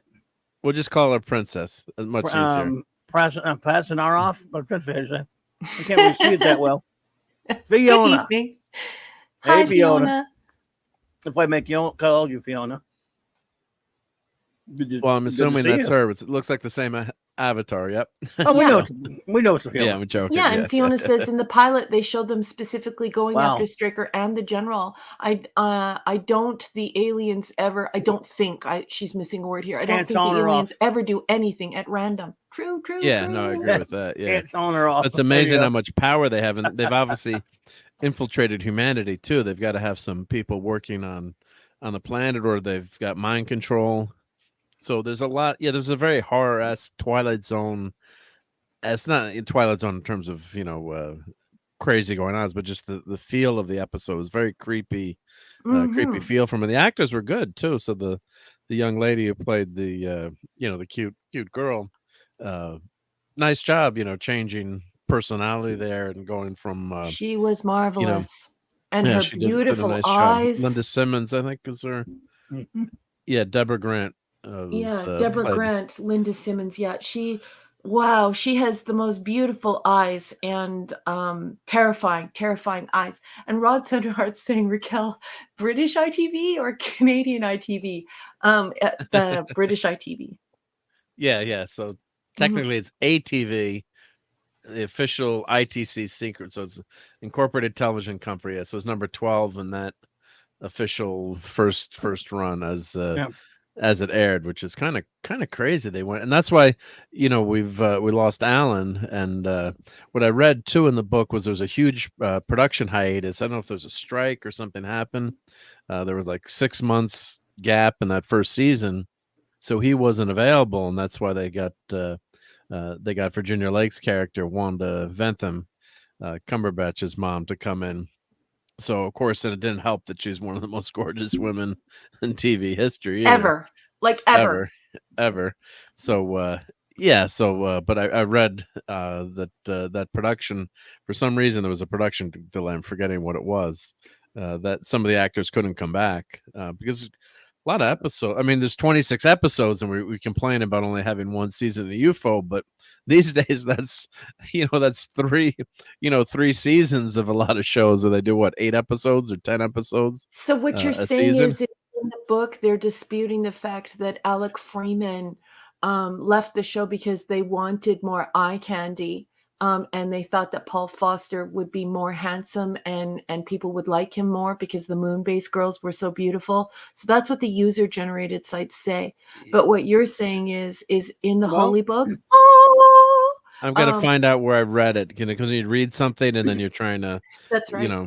I want to get my sources I know right. that you're super busy and you work all day and you have a family and you're also like a cub leader and you also work with your city and you volunteer and you have all this stuff on the go. But if you could confirm that and send it to me, I would just absolutely. I'll try to find it. Yeah, I'd love to know. I saw one of I saw in an interview on a video somewhere, maybe a year or so ago. Well, Jerry Anderson's son was talking about how that happened, about that. He says the gap in production. But no, what they did to the guy that George Sewell, who plays Alec. Yes. So it's been a while. I had to find the video. Yeah. It could have been a combination of things too. Maybe that long gap, and I'm trying to remember what I read now, or maybe I'm mixing up what I read. But it could have been. I'm not available, and hey, let's get Wanda to come in here too. So I'm sure that there's probably there's some conflict there. But as like a hardcore UFO person, I would love to know. I'll try to find out what the But book I do says, love that Clobby has said that there is some confirmation there, that it's not just user Pretty generated. Sure. You don't because mind for me, getting this book, as everyone in the chat well knows, it's over. Is it $800? I think it's $800. Anyway, it's a very, very expensive book. And my marvelous friend, Princess Fiona, who I love, just said in the chat, Colonel Lake is hot, but nobody beats Gay Ellis. Nobody beats Gabrielle Drake. And I gotta say, I agree. I just think she is such a beautiful girl with no makeup on. That girl is ridiculously hot. Yeah, is that why my TV melted when I was watching it? Yes. This will cause your set to melt. Yes, I don't know. I would not a decision I'd like to make. Yep. But here we got some things starred here. I didn't star them, so you did. I starred them for you, boss. Mr. Rachel says A for this episode until the romance, then it gets a big fat F. What the frack was that? Whoa, Paul Foster, dog among dogs. Dog. Turing Machine says UFO looks terrible in contrast. Everything looks incredibly cheap. I'm not talking about this show. You think that show looks cheap? Okay. Yeah. Let's see here. He's Gen X like I am. I'm older Gen X, and he's saying that he's really given it a go, but that he's having a hard time watching it. That's a shame, but that's the way it goes sometimes. It says in perspective. I don't even know how Space 2001 managed to get. I think you mean 1929 to get Probably that incredible cohesive right? Design. That's hard to pinpoint into the era. It was so ahead of its. Are you thinking of like 2001 Space Odyssey or Space 1999? I'm not confused with. Anyway, ahead of its. It was so ahead of its. Star Wars. That's I'm mistaken. Star Wars was the only thing that topped it. Okay, yeah. I'm not sure exactly. He must mean 2001: A Space Odyssey. Yeah, which is incredible and just got it mixed up. And it's hard to get into the atmosphere of it. And so I like that he gave it a try. And now he's saying, oh, God, please don't read that. Turing, it's okay. Don't worry about it. Everybody's tell their opinion around here. Yes, that's right. And problem. Your opinion is very important to me. I'm absolutely over the moon for UFO, but that doesn't mean you have to like it. And I think your point is valid. I do think that younger people find it hard to indulge in this sort of thing. I think your point is valid. No, yeah, look. And you're worth listening to. Right. You said struggling with demonics is outdated. It's too outdated for Gen X sensibilities. That is quite. Hey, look. Well, Gen X. I don't know. Some Gen Xers were around that time. Maybe you mean a little bit later, millennial. I don't know what your age is because I know most. I'm considered very close to a Gen Xer. You are. Yeah, a you're Gen right Xer. on the border. Well, you're a Gen. I'm a boomer only because but like 1 year. So Yeah. you're a Gen Xer, and a lot of people around your age, like Mark and others, are Gen Xers. So maybe I don't know. Maybe Turing is a little bit younger or closer to the millennial range. I don't even know, but that's fine. Well, I Either just way, have to say too, all opinions are welcome here, so That's don't right. never worry about that. Go ahead, Mark. No, I was gonna say, we appreciate that. I guess if you grew up in, my God, I'm dating myself now, but I was born in '68. These special effects were just utterly incredible. Not as good as 2001, obviously, but they were. That's why I love the Thunderbirds, and you kind of do have to suspend disbelief. But I also think watching it on a 13-inch black and white TV screen or 15 or the biggest screens we had. If you had a 24-inch TV screen, that was big money back then, or even 28 or 32. I think the 32 was probably the biggest you can get. And we only had black and white. Make sure that you tell people that too. Like we had black and white sets or we had colored sets, and it cost quite a lot of money to have a floor model color television. But can I just discuss what was just on the screen? Well, I feel like I've known you my whole life. Paul Foster, dog among dogs. Let me knock out That's the what I was waiting starred for. comments real quick. And Pop Culture Republic said, wow, second only to TOS. That's cool. I put the Avengers TV show up there as well. I love the Avengers TV show. It's a great show, sir. Yeah. Maybe not as high, but still, Emma Peel and John C. Well, I love them. I thought I you love liked them. that comment, Claudia. Oh, I love that show. They lost the studio. Says Larry. Production stopped for 9 months, then moved into another studio to continue production. I got you. Ooh. Simply she says A rating. Foster's effing friendship fluidity. Yeah. Nice one. Nice one. Simply Steve. Yeah. Oh, and Katie Kirk is insisting that Lisa stop lying in the chat. She is only 29 years old. How dare you? I love the commander there when she's like, he's what? And I thought she was upset that Foster was double timing. She's mad that he's what? Yeah. Oh, but yeah. Getting back to, I would like that reaction. They played console hockey on Moonbase, and we know they did. Yeah. So he's doing what? Yeah, and then she's got her Barbie outfit on here. But just getting back to the special effects, so I can, I totally understand. Like when I watch, try to get my kids to watch some of the older, Star Trek episodes, I always turn on the new special effects because it just pulls them out of it so much. That doesn't matter as much though, because it's not flashy. It's not a short attention span for. I mean, the effects of the remastered Trek don't change the tone or the flow of anything though. Mm-hmm. Oh, they're so well done, but I always put those on. If I'm trying to show my kids, say to watch, or someone new versus the original ones, but UFO was just, and Jerry Anderson with the Thunderbirds, they were known for that. But of course, it's probably the peak. Great for TV. It's great stuff. But I understand that. I can see why that would set you back. But and getting back to the size of the TV too, that makes a big difference when you blow these up, and you have to get I'm trying to get these on Blu-ray someday too, because then the quality would be better, but that might actually hurt the way the effects look. I don't know. Okay, I have to jump in here because DJ Ronnie G. DJ Ronnie G. What's up, buddy? I also love the fact that Turing is now having a marvelous conversation with Gwag and others. See what happens, Turing, when you're allowed to speak your mind, and you do it so kindly and so wonderfully. And in our community, people just embrace you for that. So I think it's cool that you sparked this excellent conversation.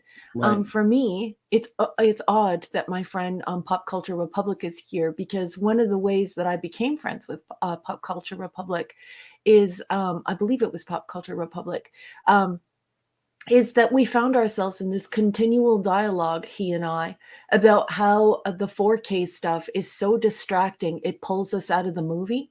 It seems like everything is in focus at once, and there doesn't appear it doesn't feel like there's art to it. And so for me, I actually find the practical effects in UFO more immersive. Like they don't pull me out of what I'm watching. They don't pull me out of the story, whereas the 4K stuff does. So don't ever be ashamed You mean of CGI? You mean CGI? I guess, is that what you mean, or new the 4K modern effects? CGI. Yeah. And so don't ever be Because ashamed film is of your just to be opinion. just to be technical. You know, film is, when we say 4K, that's you scan something in 4K, but film is incredibly high resolution. So when they mean 4K, we're actually limited by what we can see. So DVD was 740 by 480, standard definition, and we kept going up and up and up. So you had 1920 by 1080, which was the first Blu-ray format HD, and then now we've got 4K. But what they're trying to do is actually approximate what you see on screen. So you want to get that sharpness that you would see in the movie theater. So that's why, But there's 4K another is, mode to 4K, right?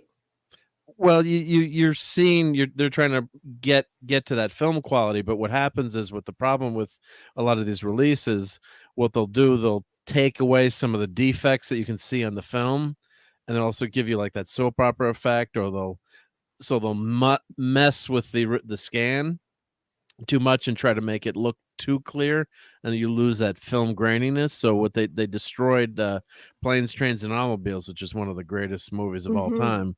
They came out with a 4K version, and a comedy like that, do you need 4K? No.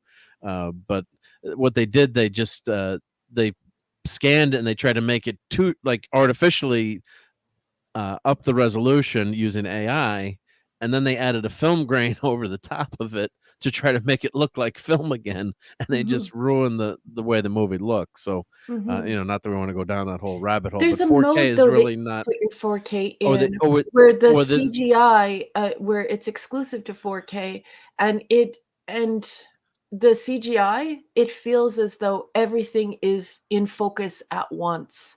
well, you And may be talking the soap opera effect on your TV where it adds frames. I'm not sure, but I've experienced it a couple of times over at my friend's house. A couple of friends have the 4K TVs. Well, it could be what people have on that's called soap opera mode, and what it looks they terrible.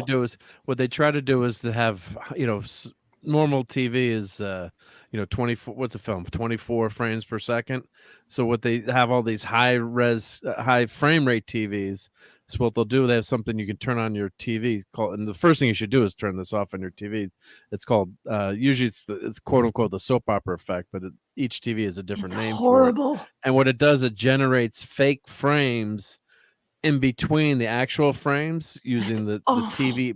And what it does, it makes it look horrendous. So it's one of those computer generated garbaggio schemes that some silly engineer came up with to make to mess with things. So you're messing with the original look of the show. So the goal of I love films, and but I want it to look like that movie theater experience. I don't want something that's going to change. Fiona's saying that too, and I love that the chat is just lit up with separating the nerds from the geeks here, and they're going full on geek, explaining all these different aspects of film. And that's why nerds like me need geeks like you wonderful folks. But yeah, I don't enjoy that. I don't enjoy that feeling. It actually sort of makes me feel sick. I sort of feel like I'm on a carnival ride. And I also don't enjoy the 3D. I don't like the 3D glasses or anything like that. And so I'm actually totally turned off by that 4K setting, and the way that the CGI is made now, where everything's in focus at once. It's sort of weird. I don't like it. It's garbaggio effects. Yeah. Sean Carter, today is your birthday. Yay! Oh my God, everybody! Congrats, hey. Oh my goodness! Welcome. We just see a member. Baby. We just saw a member chat in StreamYard. I don't know how we got member. Oh yes, I saw this when I was at Tom's. We're actually seeing member chats now. We weren't before. But so we don't have to send Sean, you messages. Look at Dex. Look at Dex. This is great. Dexter looks great. Look at his boop. He's showing his boop. He's the best pupperino. Yeah. Sean, happy birthday, baby. Happy birthday, my friend. Happy everyone sub to birthday to you. I won't do that anymore. I promise. I'll stop. Yeah, no, it's How okay. about a little Starships Marilyn of Monroe? Greatness. Happy birthday to you. That's better. Happy birthday, Mr. President.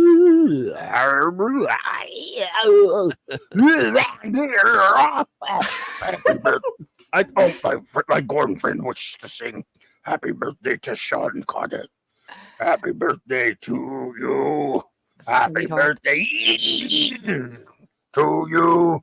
Happy birthday. I shall be merciful to you on your birthday. Happy birthday, human.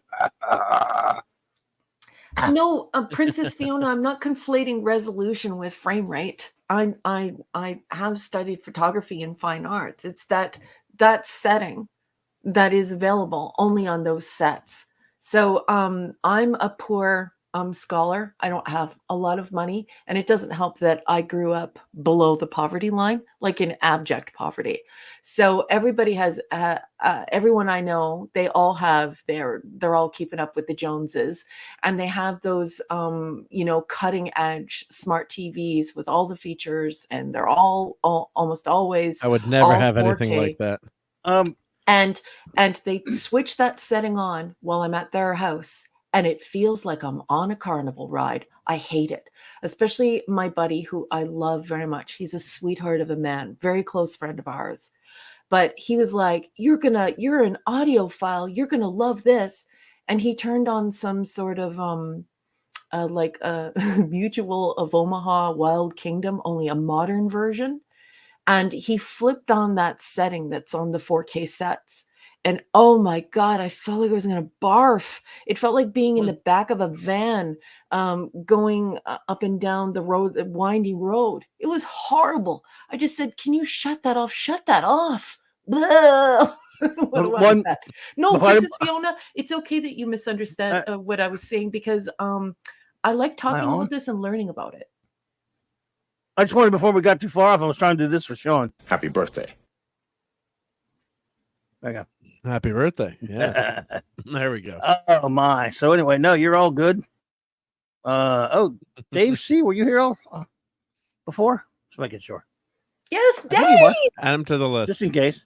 Yeah. Dave C. The other thing is people don't calibrate their TVs. Now, Disney had a disc that you called Wow that you could buy to calibrate your TV. You could actually hire someone to come over and calibrate your TV, because a lot of times people just leave the TV and they have a demo mode on the TV where the colors are all way too bright.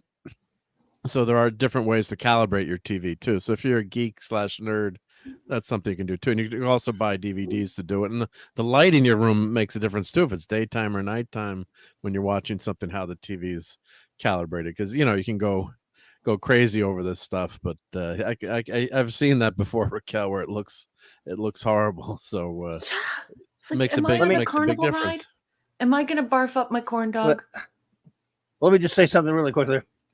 Hey, Turing Machine says, don't ever worry about something like that. Let me and this is why I just lurk. I've massively derailed this review. No, the review was already done without being specific what my complaints are about the show. Don't you ever worry about that. Hey, you didn't derail anything. We're pleased to have you here. Now, of course, obviously, if you prefer we have a lot of people who lurk. No problem with that ever. If lurking is your bag and you don't feel like messing with the chat, that's okay too. We're just glad to have you. But if you have something to say, you didn't derail anything. You brought something interesting to the table. Our reviews always go like that. So never worry about anything like that. Oh, wait, I do take offense. We're glad to have you. It's in my contract that I get blamed for everything. So please, anyone in the chat, do not ever take blame. Turing, seriously. It is not a problem. Thank you. And further to that, this is our zaniest show. We go nuts on this show. I don't know if you know the premise behind this show, but before, Clobby and I and Mark, we all used to meet on Thursday night and shoot the bull. So we'd meet on StreamYard and we just talk about everything that happened that week in politics, in science, in pop culture. And then Clobby just said, let's do Clobby's Clubhouse. let's get together and let's do this. And Mark was like, yeah, let's do this in public. What we do is kind of fun. And so we're all over the place. That's why we're constantly like, oh, I got to say, and oh, we got to do this, and oh, we got to do that. So this is the way Clubby wanted it. He wanted us shooting the bull. Like we used to do in private, just the three of us. We wanted to make you all a part of it. Yeah, no, I'm joking, obviously, Turn Machine, but we appreciate that, and it's up to us to keep the show going in the direction we want. But I love doing this stuff, when you can talk about something like 4K TV or how TVs look or special effects, or I think that's what makes the show fun. I hope you guys in the chat think that way. So never think that you derailed something, but. Yeah, I'm joking, of course, about no problemo. But it's Simply this Steve is what makes us. it fun. Yeah, he's quite angry in the chat. He said, "Oof, poor bull." We shot the bull. What? Poor Foster. Who's ready? Who's ready to do a review of a comic book? Yes, please. You sure? Yeah, I'm taking my comic book out right now. I'm going to positive. I'm so positive. Well, yeah, I think I got everything in the chat. Boss, did I leave anyone? I don't think I did. I don't know. I interrupted like 10 billion times. I hope I got everyone. Because if you don't feel like it, it's fine. We could do it any other time. I mean, I don't want to rush you. Let's do it. I don't want you to do anything you're not comfortable doing. You know what I mean? Shin kicks. Shin kicks. See here. All right, folks. Well, before we get started, we have an opening and intros made by my wonderful first officer. With our new segment, here we are introducing comics reviews, Star Trek comic review, and I got to find it first. Where'd I put it? Where are you? There we go. All right, folks. All right, time for another review of Star Trek: The Early Voyages. Hit it.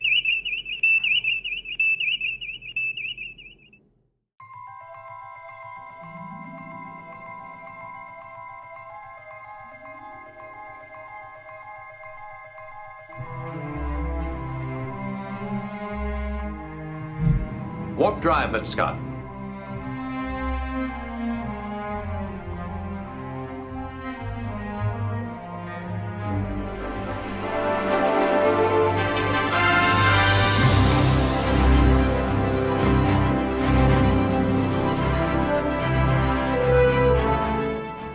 Ahead warp 1, Mr. Sulu. Accelerating to warp 1, sir.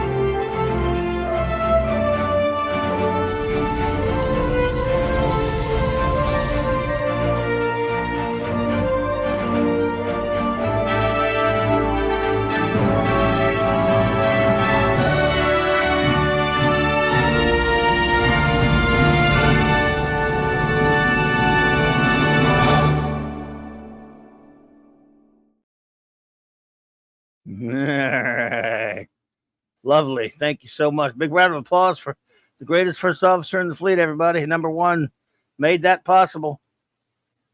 Love you, honey. You did great. We love it. Thank you. Love it. All right, folks. So for those who don't know, this is a big occasion tonight, really, for us. I've decided a while back, I review a lot of comic books on this channel. It's Clobbering Times. Obviously, we do Star Trek stuff, but we also do comics here. A lot to do with comic books because I love them as much as I love Trek. And I like to review comics, of course. And I decided, hey, on the Clubhouse, maybe, because Raquel she's acquired a few Star Trek comic books, but I thought we would get her into reading some of them, and we would review a Star Trek comic. I was going to do it all random like, but she's not the random type. So, And you made her buy all these now. and I made her buy, and I enabled her to buy all these. It's glorious. All right, It's like buying scripts to the lost episodes of The Cage. It is like that a lot. Michael Beacom, thanks for being here, buddy. You have a good night. Thank you, sir. Oh, good night. Night, Oh, Michael. kiss Cassandra's cheek for me, please, and tell her that I said hello. So, Oh, did you get your comics yet, Raquel? she got I him. Yeah. did. You got it. Oh, that's right. yeah. Okay. Oh, yeah. Okay. Yep. So, what we're doing, first out the box, our first review. Wait a minute. Damn it. Our first review is going to be, and has been for the past few weeks, and will continue to be for a good while, Star Trek Early Voyages. We're on issue number 5 tonight. We did start from the beginning, and we're going to go all the way to issue, I believe 16 is the last one, right? Or is it 17? I thought it was 16 or 18. 17? 17. Oh, 17 is the last one? Okay. Look at me. So- I can answer questions. You know. I Nice. still don't know anything, though. But Raquel, No. was there an annual? No, Pardon? no annual. Were there any annuals? No. I stop it. don't know. I would have to Confusing ask her. my friend Mark I said and my friend no. Bobby. Don't be a Weisenheimer.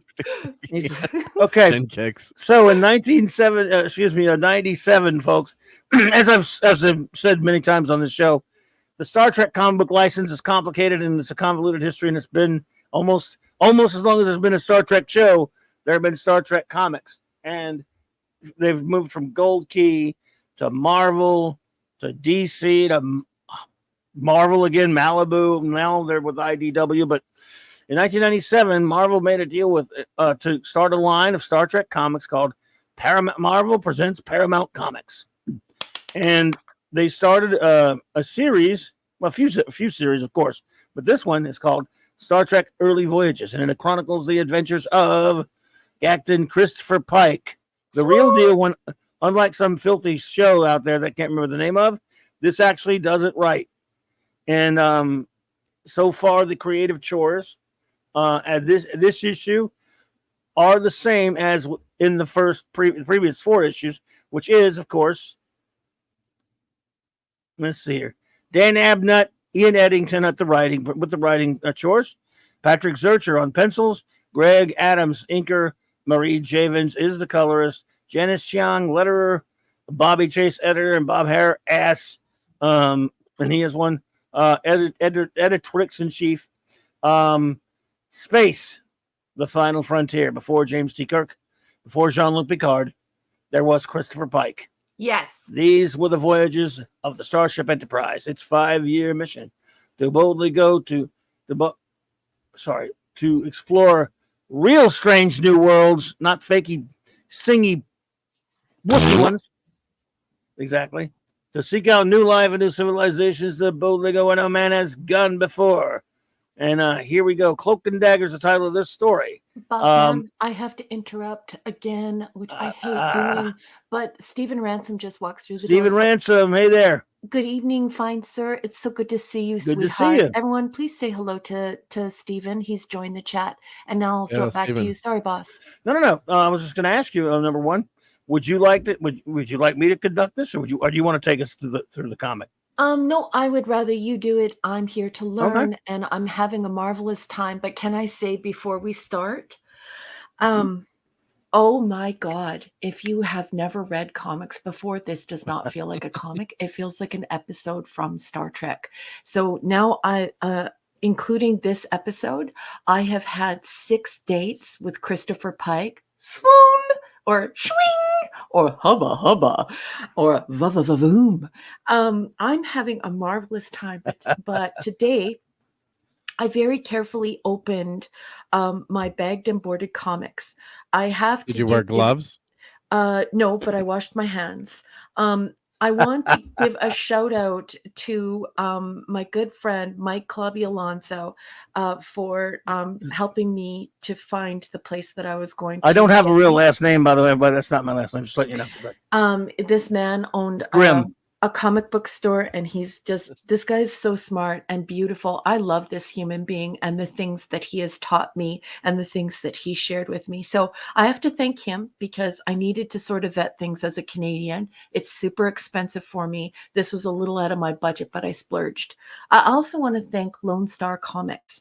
I think it's called mycomics.com, Yeah. but Clubby knew them as the Lone Star Comics. And if you buy comics from them, you'll get it from them, not from the mycomics.com. But I just want to say that I am completely effing blown away by the quality, like the just the shape that these comic books are in. It's like they're brand new. And I wasn't expecting that after I learned about how they rate comic books. But I just wanted to say thanks to Clobby for that. I wanted to say thank you to Lone Star Comics. And I just also wanted to say how incredible it is to smell a comic. So comics smell a lot like books. Except Yes. for, so it's got that freshly cut lawn smell, the mushroom smell, and the cigarette smell. But oh my Lord, everyone, you have no idea how much it's imbued with the perfume of ink. And it's quite delightful. I smiled the whole time. I even called my husband into the room and made him smell the comics. And of course, he laughed at me because that's what it's like living with a nerd. So now I'm going to shut my face while the boss tells you about this gorgeous, amazing Lost episode and these beautiful comics that he's teaching me about. This is my 5th comic and the first comic that I've read in real life. Thanks, Wow. Clubby. Oh, that's fantastic. A lot of I'm firsts. so there. glad you got them. So, yes, and again, these comics from 1997, it was a really interesting series. If you're a fan of Star Trek, the original series, it was a treat to get to see, further adventures of Captain Christopher Pike. Mhm. And the first 4 issues were really enjoyable. Dan Abnett and Ian Eddington really have a nice feel for writing stories with these characters. Patrick Zurcher, an excellent job on the pencils. Greg Adams on the inks. So it's a top-notch stuff. It's really good because a lot of Trek comics, I can't tell you how many times I'm disappointed by the art that really hampers the story. Many times I don't really like the stories either. I'm very difficult to please when it comes. Well, I know you're shocked by that, but when it comes to comics in general, well, Trek comics. No, on Trek comics, I am very difficult to please. I'm not kidding. I can't name you a lot of them that I really rave about being great. Not many at all. You'd be shocked. So this story takes place. They have beamed down to a planet, obviously, and Captain, Okay, I'm not I going to have be found looking something. at the chat right now. Everyone, you know how I like to read everything that you say because, you're very important to me.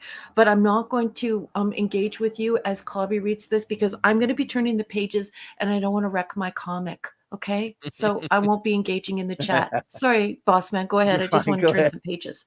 What precisely, Spock? Blasted better be with us coming here looking for something. Okay, so basically the crew is looking for a missing starship called the USS Cortez. Mhm.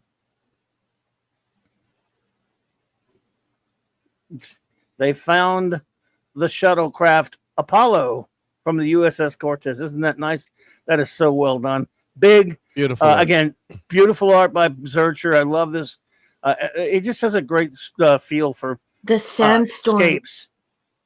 Yes, it's beautiful. The sandstorm effect is so good. It's weird to see adult art attached to a story like this. I'm still getting used to looking at the pictures, but I'm blown away by it. And if you all could smell this, it's like Well, I will tell library you. to the max.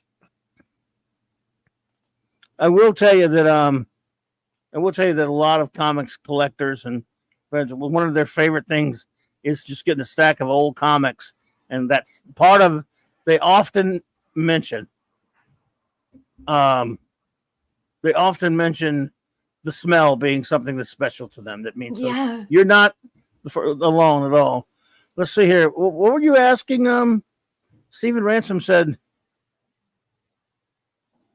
Mark got a nice package. Clip that. Blah blah blah. Or was it I think that's when Clubby? you're talking about getting the package from Shawnee's step earlier.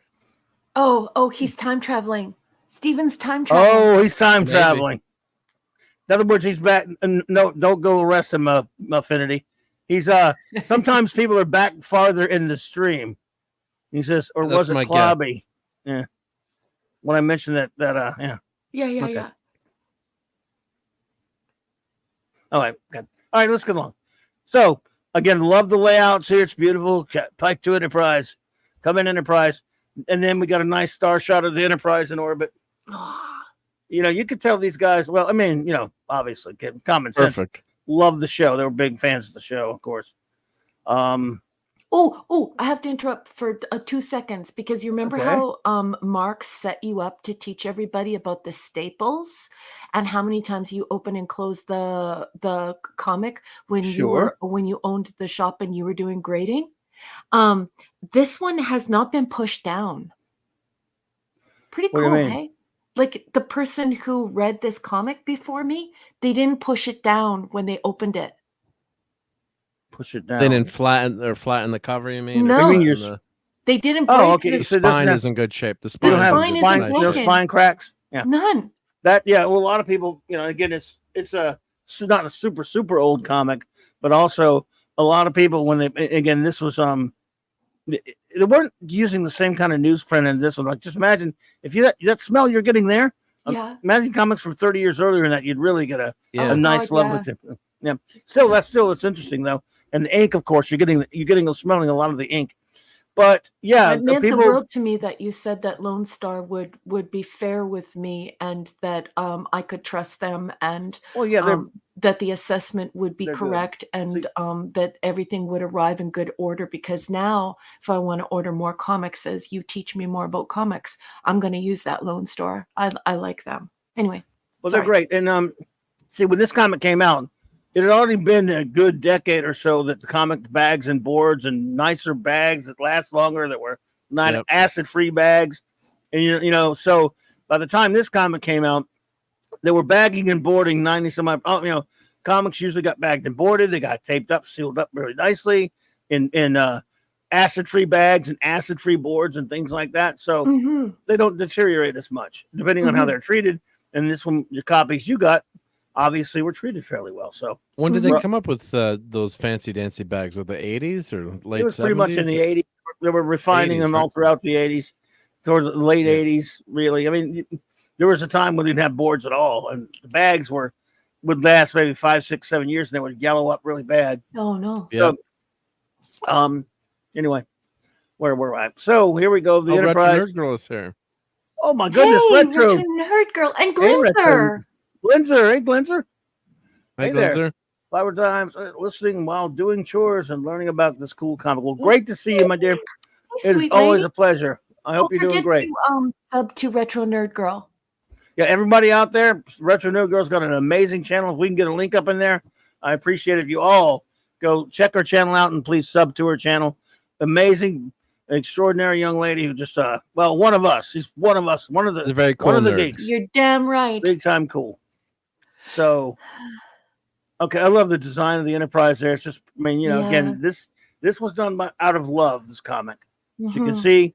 So they're having trouble, as often is the case, reading through the storm. They're trying to figure out what happened to the Cortez's crew, and then we get some ads because comics have ads in them. Yay, Crunch and Crunch! I love Captain Crunch. It's and Captain Crunch. I love number one. Look how great she looks. Oh, Yeah, she's gorgeous. yeah, I like Nana.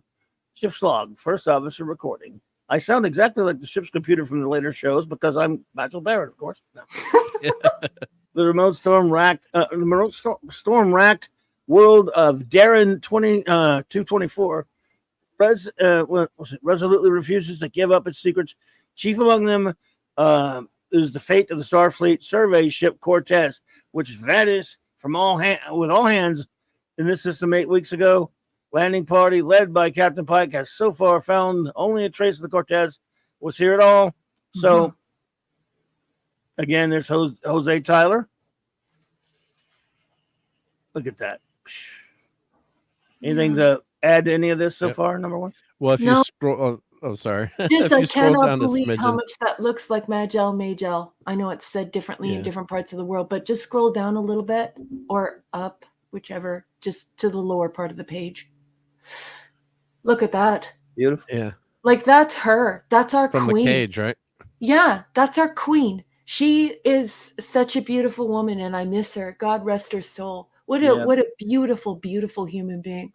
Oh, I've Yeah. got those. I Those are had great. these. Those Oh, pewter sculptures. Those my are comic beautiful. doesn't have that, Clobby. I had. Oh, yes, it's it does. Yes, it does. does. Sorry. Sometimes these scans will be out of order from the comic. I got it. But- I got it. I misspoke. I'm sorry. I had the Those Captain America sculptures are one. great. Yeah, the cap. Yeah, the golden. Yeah, those are. I still have a bunch of those on my shelf. Yeah, those are great. I love that they have the ads in these scans. Sometimes I get these from trade paperbacks and don't have the ads. Yeah. Forced landing, I'd say. So they found out basically that this was a forced landing. They're looking around, wondering what's going on. It looks like the yeoman and the doctor, who strangely doesn't look like he did from the cage, No. which is strange. And one day I'll find out why. Now I gotta know. I got to know. Searchers on Twitter if you want to contact him. I need to. I'm a contact searcher and see if he can tell me. I'd like to know. But we will know. investigate. I got to know. Seems like that he and Yeoman Cult, though. I don't know. Got something going A little on? frisky, yeah. This kid almost thought was Sis. It almost reminded me of Sulu, but he's Shinobi. Mm-hmm. He Not gets anymore, blasted, unfortunately. and I'm glad we don't have to hear about red shirts. No. I get tired of red shirts. Look at So this art. Oh, sorry. I thought No, we go were ahead. on Go the ahead. No, next page. No, I thought we were on the next page already. yes, nice Look art at here. that art.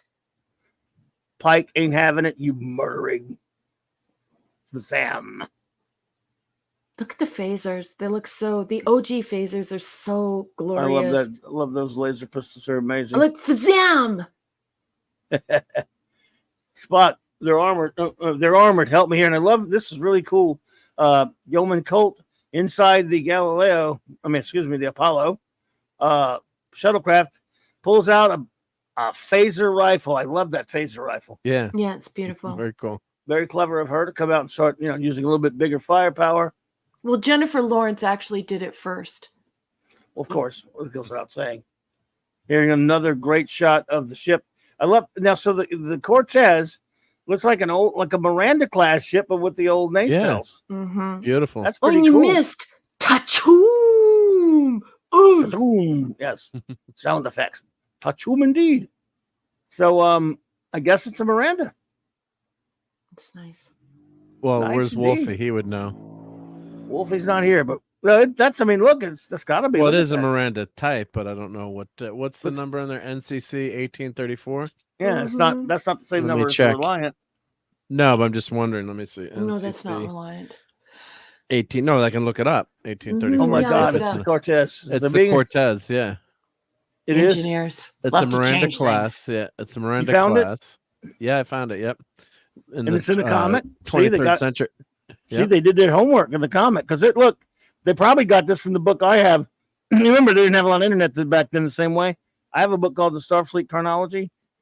That's probably what they used. Let's see here. I'm just on the. 1964 is the Reliant. That's correct. That much I know.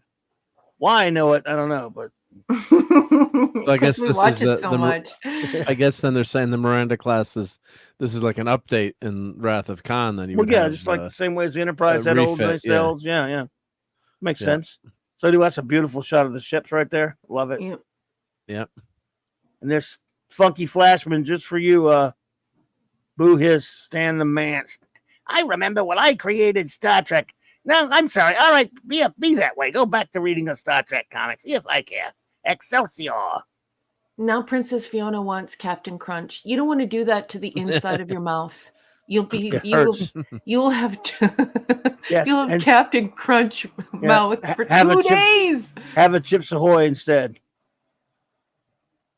So they're shooting it out down here with these guys right here, and then we're about to get the reveal. Look at the close up of her mouth, of the yeoman's mouth. Look at that. Like such nice art.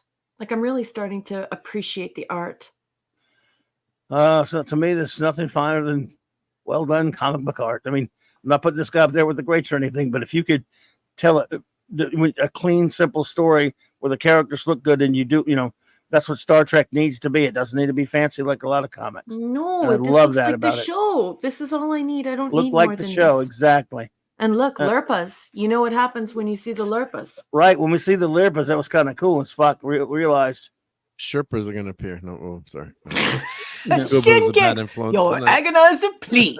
I'm Pike of the Starship Enterprise. Thank you for your intervention. And of course, these people are speaking Vulcan. Bum, bum, bum. Vulcanese. Vulcanian. Vulcanian. Vulcanian. Vulcan. Look, it's Volcant. Namor. Volcant. We're going to settle on Volcant. So here's an ad for some other Marvel Paramount comics. Star Trek, Deep Space Niner, Star Trek of Starfleet Academy. I always meant to read that, and I didn't get the Voyager book either. But I might go read Starfleet Academy. It's on your CD-ROM that you bought. Oh yeah, I got them all. on that way, yeah. I might read a cast for Starfleet Academy. I know the other series that I don't see on here yet. Star Trek Untold Tales. That was good. All right, let's see. Yeah, that was the More ads. original crew. Yep. Original crew right after the motion picture. Yeah. Let's see. For the comic uninitiated, was it like me? It looks great and stylish. His character poses look really cool. He's really good. Yeah. Also, Zurcher was quite young here. He was. Yeah, well, He was young, but he's doing a nice job. Zurcher's the guy who drew it, right? Patrick Zurcher's pencilers, yes. And the Greg Adams inker inker. is who? Greg Adams. Yeah. Who didn't stay in comics for a long, long time. But I think I remember you teaching me about Greg Adams. Not related, no relation. No relation to Neil. No. I think I remember you teaching me that. Yeah. And from their weapons and behavior and the archaic form of Vulcan, I'd say that that the colony predates the logic Enlightenment. Mm-hmm. Best guess, Captain, is what we have encountered representatives of a lost Vulcan colony. This is Spock. This is overwhelming. Maybe he's going to sing and starts eating bacon. 12. Clobby, 12. your agonizer, please. Chat, can you please rover the captain? Just rover him one time. Put him in the agony booth. Use those wonderful emojis that come with your memberships. Yes, I have emotions. There's so much Agonizer, please. So much learning, Captain. Perhaps Sutek. It's funny they gave him the name Sutek. Could explain how. Keep your place. I will not answer to the likes of you. Yeah. These are pretty. I think it's an interesting idea. A lost colony of Vulcans that never went through the logic Enlightenment. That's a cool idea. It is a cool idea, and they don't wreck it. No, they don't wreck it by doing and saying stupid shite. They don't say like silly crap all the time. Yeah, like and they're not singing and eating bacon right now either. Right. Like, I haven't even watched that. Just hearing that makes me just cringe so hard. I'm gonna need like ibuprofen. Like the cringe is so absolute. Cringe. Bacon's usually the cringe-o-meter cringy. Not in that reference, yeah. The cringe-o-meter cringy. The cringe-o-meter cringe knocker. All right, Spock, leave it to me. Leave this to me. I am Captain Pike, representing the United Federation of Planets. We came here looking for one of our starships, the Cortez, and they're these guys. They're superheroes, drawn very crappily, and heroes for hire. Couldn't stand that art. And here we meet the matriarch, so be careful here because the filth fans are going to be set back on their heels a little bit. They're going to say, oh, "Is that Michael Burnham?" And then you're going to know right away. No, filth fans will never even see this. There you go. But yeah, there's the matriarch. I see Captain John Stone of the Cortez is already your guest. May we speak with him? You may. So I love that he has a different insignia. See, he doesn't have a delta. Yeah, because he's from a different ship. He has sort of a delta, but it's got a different thing around it. That's pretty cool. Yep. They changed that later, I guess, right? Yeah. Of course. Chris, the Although motion there picture, was a mess up in miscommunication POS. between a miscommunication between the motion picture did it. Yeah. the storytelling and the uniform making. Anyway, So are we going to stare at each other all day, Yeoman? look at this. Just love it. Who wants? Okay, Fiona. No Captain Crunch, but you could have some Fruity Pebbles. Yes. Oh, Fruity Pebbles. Although I do like the chocolate Cocoa Pebbles, but They've ruined those. I've Fruity had some Pebbles. recently, and they've kind of taste different now. They've screwed them up. I have always wanted to taste the blueberry. As many of you know, Blueberries, those I are good. grew up Used to be good. quite poor. And so the only thing that we had for breakfast when there was breakfast was puffed wheat. And we would have puffed wheat and water, no milk. So Wow. I've never had blueberry, and I would like to try blueberry. Anyway, I don't know. the guy Richard with the Nerd bolts in loves his neck. Fruity Pebbles. Yeah, Yeah, yeah. Frank Frankenstein. Yeah. that's Frankenstein. Yeah, blueberry was good. I used to like Count Chocula. Yeah, Sounds like Colt's broken the ice. We have breathing session. She made the woman laugh because laughing at the dudes. So what's going on? My initial conjectures seem correct. This is a colony populated by Vulcans who eat bacon and sing all the time. I mean, Vulcans who fled the home world during Sirach's reformations 2 millennia ago. They are emotional beings unaware of the disciplines of logic and that govern Vulcan life. Yep. Spock's got it right, Chris. They crash landed here 2,000 years ago, and they've lived in isolation ever since. My ships found them during a routine survey. The city dwellers under Tekel are eager to rejoin the galactic community, but there's a splinter fraction of hardline warriors who live outside in the desert, the ones who attacked you. So this sounds like the same situation as Rigel 7 to me. Mm-hmm. It is. It's very similar to the Rigel 7 with the Kalar, not to be confused with Worf's baby mama, but the race, the Kalar. Right, the Kalar. So basically, the problem here is they have an amazing technology here. Hyper weapons that the homeworld Vulcans outlawed and destroyed during the Enlightenment. Captain, if these emotionally driven beings and their weapons were to return to Vulcan, the destabilizing effect might be considerable. Does that mean you don't want us back? What makes you think we want to rejoin a stellar community of Vulcans who don't eat bacon or sing or sit on whoopee cushions? Oh, sorry. No, read it stellar- proper. It's good. Oh, sorry. What makes you think we want to rejoin a stellar community where Vulcans have become lapsalots to flaccid primitives like these humans? Yeah. Where Vulcans have forgotten the fire and the warrior spirit. And they forgot one dialogue bubble there that also says, and you have Pon farr, and we don't. No, I'm kidding. Yes, go Pon farr yourself. Go Pon farr yourself on the regular. It's funny, the guy's name Sutek is like, he's from Mars. Mm-hmm. He's of evil. Sutek, it was first contact with the Vulcan race that husbanded the human species into the interstellar community and gave rise to the Federation of Planets, an achievement which, why should I listen to you? You're not even true Vulcan. You are a walking embodiment of the travesty the Vulcan bloodline has become, diluted with feeble human sap. Whoa. Him's fighting words, partner. Especially sap, to use the word sap. Sap. Who wrote this? Sapoid. I like you. yeah. Yeah, that's a little British. Das there, Mr. Eddington. Wolfen. Das Wolfen's here? Hey, Dossie. What's up, man? Guess what we're reading, Das Wolfen? We are reading Comics. Star Trek Early Voyages, brought to you by CLOBBY'S Marvelous Brain. I don't have a brain. She's lying. So, Pike says, strange. Agonizer, please. Brain and brain. What is brain? Talking to him, but you're insulting every one of us. I'm still grateful for your intervention earlier, Sutek, but kindly shut your mouth or I'll shut it for you, you little punk. Yep. If we of the last of all cities are to return to the mother world, it will be to re-educate them and make Vulcan once more the most powerful force in the quadrants. I love the balled up fists.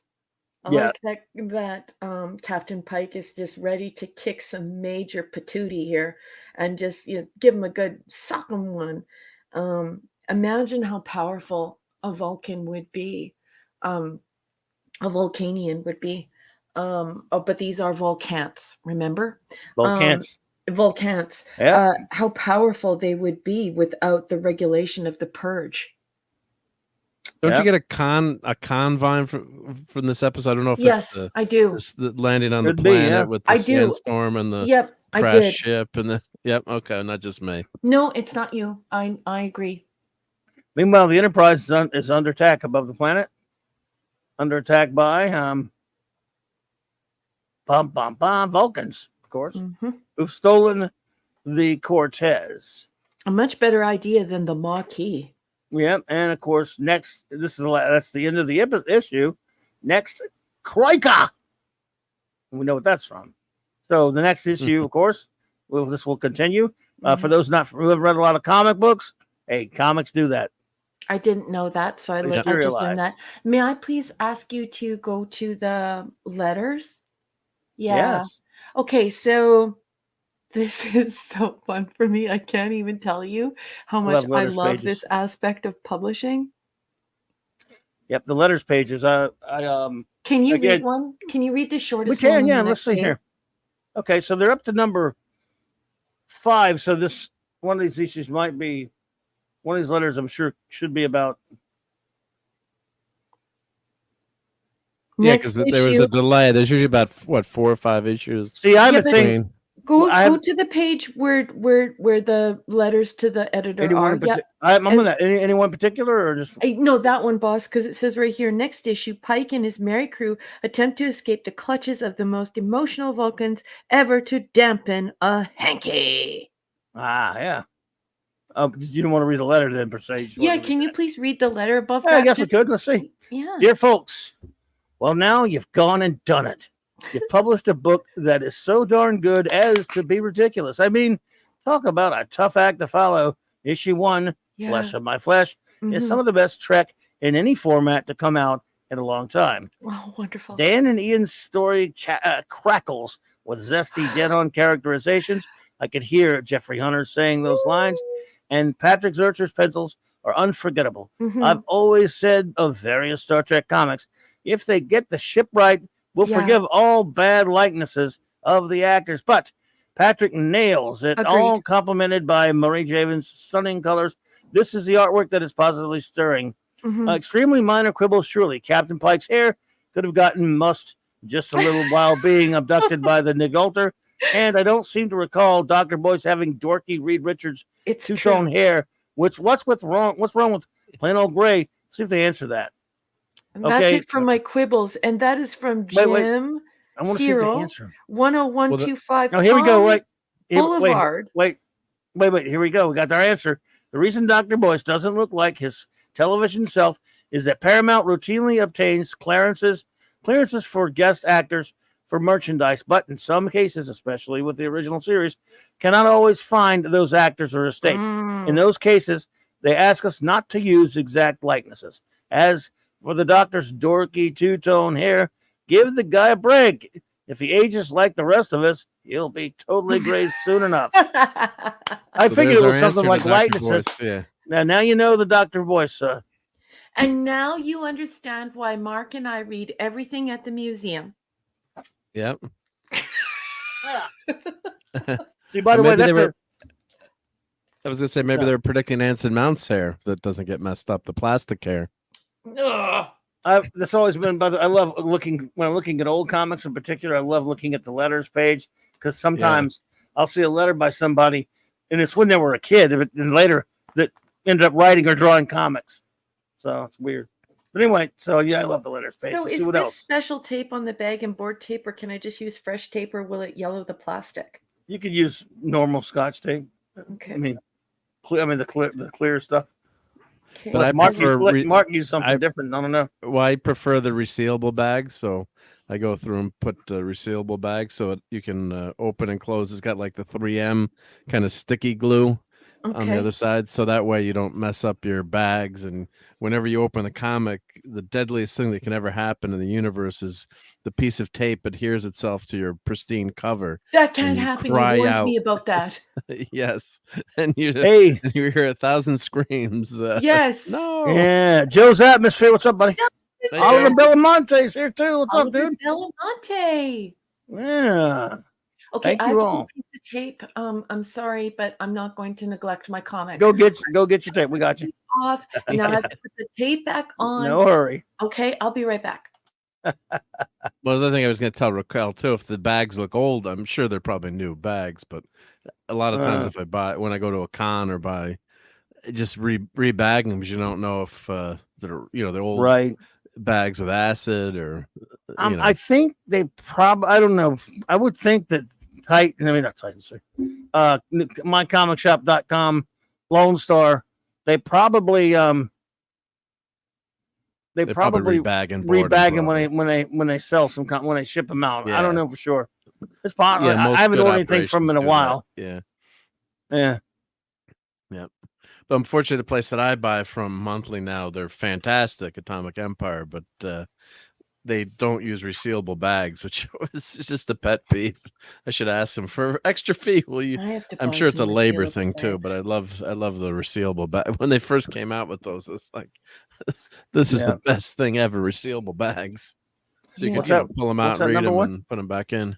Nothing. I want to do what Mark says. I want to get the resealable bags, but I just want to say, like, how are those bags? Are they clean? Are they new? These bags are like, I am so, like, I can't even express in words how impressed I am with Lone Star Comics, which is, I guess, in the internet called MyComicShop. It's MyComicShop.com, but it is owned by Lone Star. But Alaric Harrison, hey, Alaric. You were right to tell me that it was okay for me to trust them. I'm very impressed with the quality. I love the way that it's bagged and boarded. I don't know much about comics, as everyone knows, but I do come from publishing, and the grade of a book matters to me, whether or not the spine is broken, whether it's been pressed down, how many times the pages have been turned and things like that. It matters to me. And so I just want to say, I highly recommend Lone Star Comics. And HB was talking earlier in the chat, and of course you guys all know he's a retired comic book artist. He materializes here anonymously, but he did live for a time in the United States. I'm not sure if that's when he was working or not, but I don't like to explore that because he has a right to his privacy. But I just want to say that he was saying, obviously when he must have been living stateside, that Lone Star did that provided him with good service as well, and I'm not sure in what capacity, as he's a professional, but I'm very impressed with this company. And you know what's weird? Buddy Saunders is a good dude. The guy that owns it, Buddy Saunders. They actually got here before the eBay comic that I got. That's super expensive because one of the issues was missing, issue 15. And when the box got here, it was like it was a full encasement. So they actually used like instrument grade instrument or like expensive electronic grade foam to encase the comics. And I'm just totally impressed with them. And I'm glad I ran it by Clobby and said, what do you think of these folks? So it worked out really, really well. I'm glad you enjoyed them. That's so cool that you got those comics. I mean, you know, I probably should have told you about this particular series a long time ago. I just didn't even think about it until we started, reviewing them. Like, I remember that one being really good. Let me go. And I just didn't know you would want to have those, but I'm glad you do. And that's a great comic. And now, again, the only sad thing, there's only 16 issues, but that's the life of a comic book fan right there. Yeah. Well, like a lot of even TV shows, it's not that much different. Like if it's a TV show you love that got canceled at a few episodes, a lot of our favorite comics didn't make it for very long. That's just the way it goes, just like TV, Yep. It seems like it's a reoccurring theme though, in nerddom, and in geekdom. It's like the best of the best, the cream of the crop, the tip of the top, the best of the best. Always get canceled because it doesn't like it's like, you know, Gene Roddenberry is so cerebral, admittedly esoteric, and so it doesn't appeal to normies. So it's like the best of the best always winds up being, you know, canceled, and it's just so sad. But regardless, like, I can't believe that I'm reading Oh, comics. I can't believe how And good there are a they lot of smell. other really good Star Trek comics too out there. Yeah. So you See, I don't know. You got a lot of catching up to do. I haven't been too many that I like, to be honest. I'm very picky on Yeah. Trek comics. I love I've always these been Oh, I picky love the on. Peter David run. Well, I'm thinking of runs that are Yeah, really they good. were which- okay. but- I can't wait to. I want to get next after this. I want Raquel to read Dead of Honor. So that's just one story. That's I will read whatever you tell me to read, because have we a copy. such Well, similar taste in science fiction. Oh, I've got to Eventually. send that. I Scary. gotta send that. Yeah. We've been doing Technically, you own a copy. reviews together for like almost 3 years, is it now? I don't know. And we're always either the same or like very so close that it doesn't even matter. So when you say that I will like something, I listen more to you than anyone else, Club. Yeah, you never can completely predict when someone's going to like something, but yeah, It's true. you know, Yeah. I mean, It's true. except for Do you me, you know, remember I the- like everything.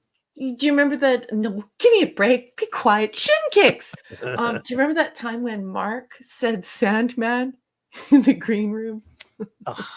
Yeah, blame me for that we're one, blaming yeah. you on that one. Blaming Mark for All that he one. said was that show's on. You didn't know he didn't say it. I didn't say it was good or bad or ugly. Yeah, you gotta take the blame on that one. gotta take the blame. That's funny. And Raquel watched Damn it, all, yeah. Mark.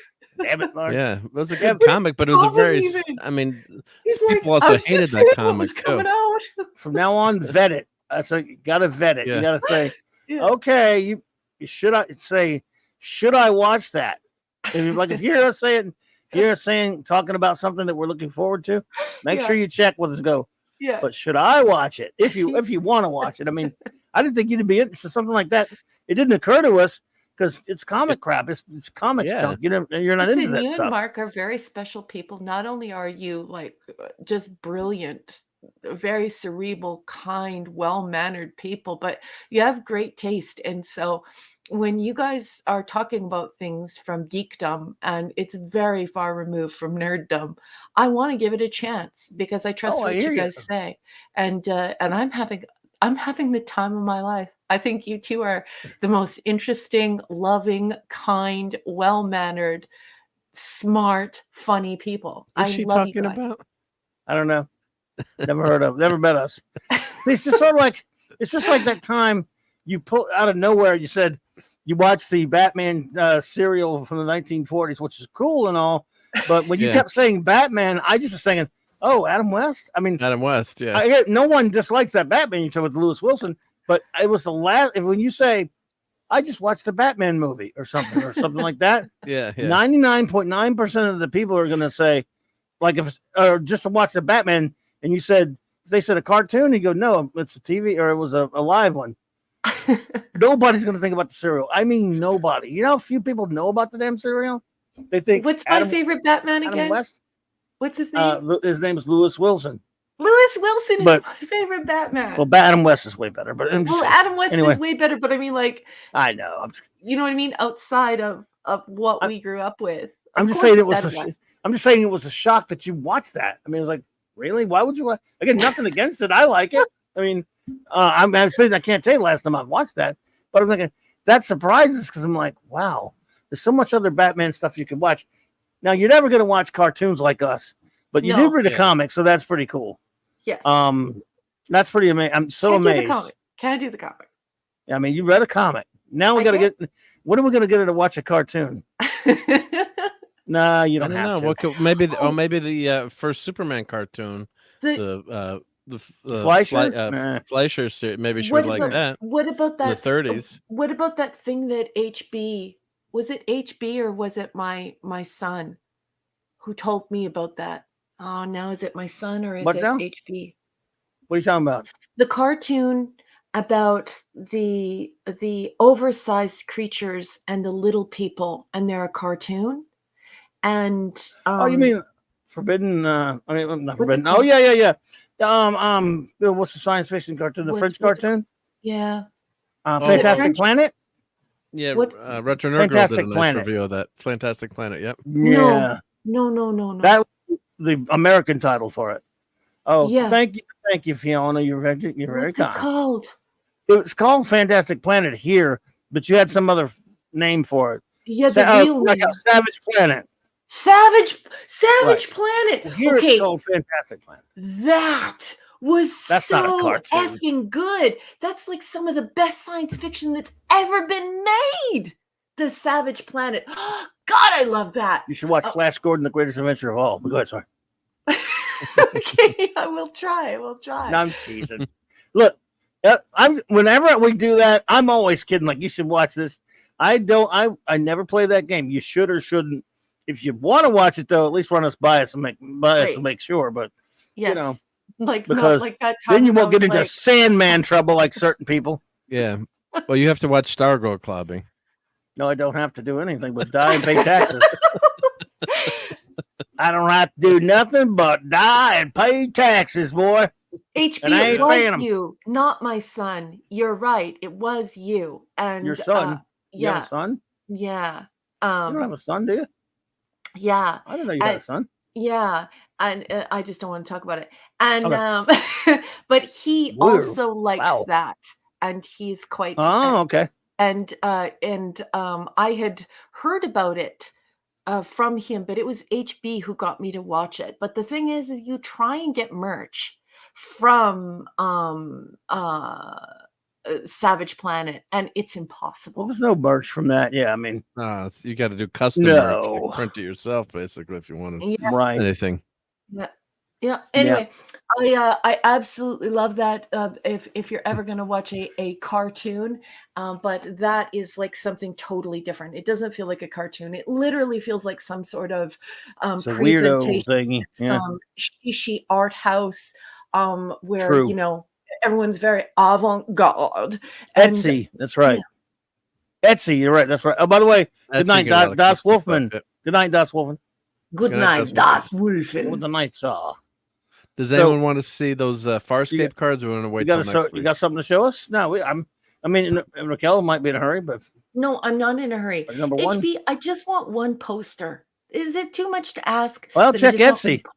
Like Retro Yeah, Girl said, that's it, yeah. they have all kind of crazy stuff on there. You never know. Yeah. But you got to look for Fantastic Planet. I'm telling you, no one's going to know that by that other name. Yeah, but Sorry. Look that's- who's here.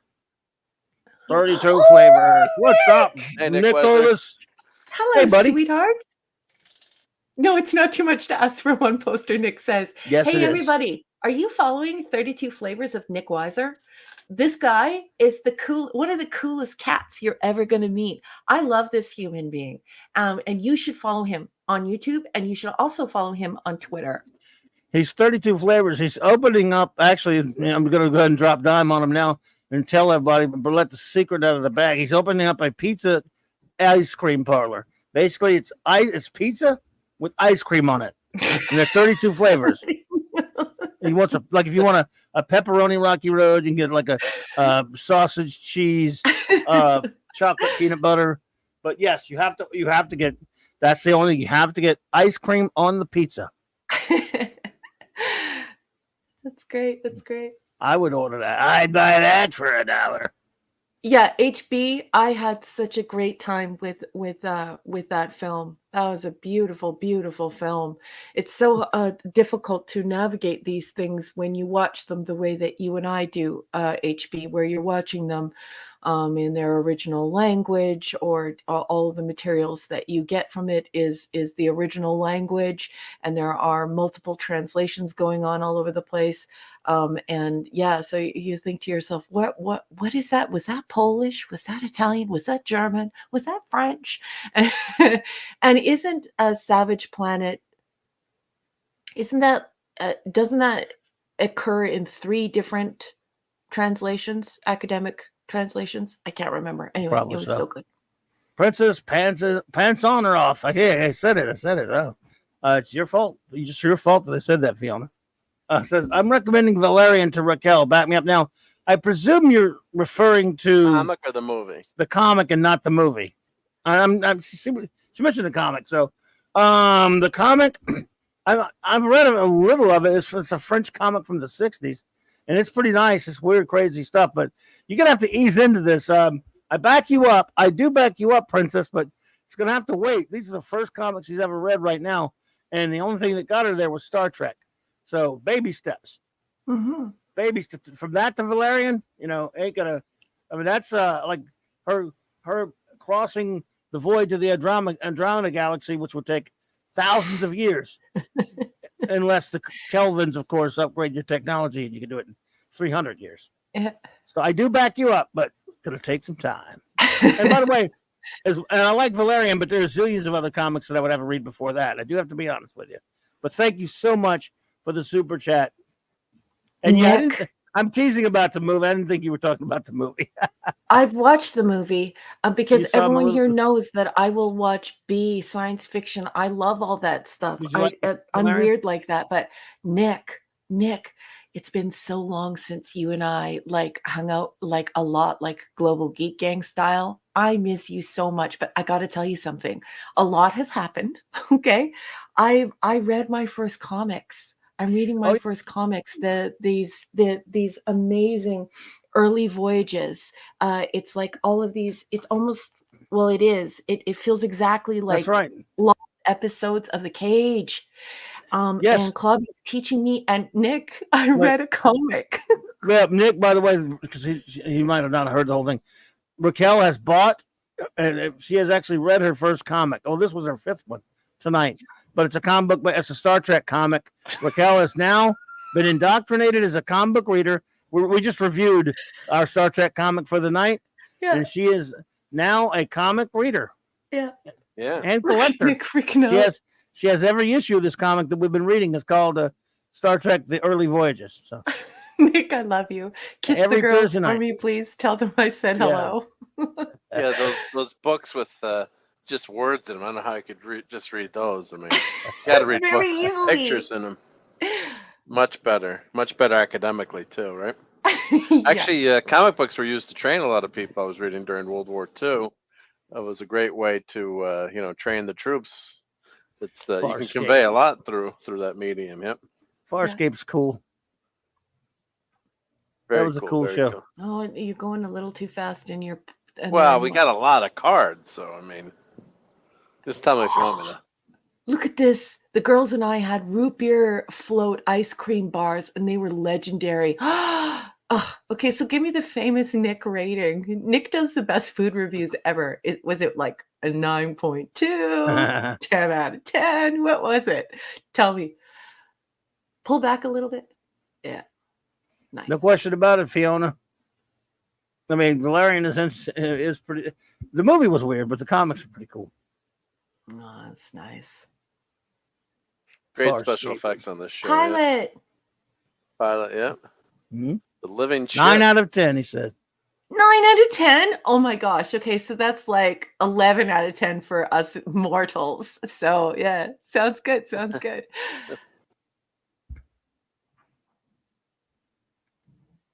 Yeah. Great characters on this show. Gotta go back and watch that show again soon. Yeah, me too. Me too. I did start a rewatch, but then when we started doing this, you guys started doing the Star Trek show. I didn't have enough time in the week to watch TV, and you got to like schedule it. And I'd started doing a Farscape rewatch.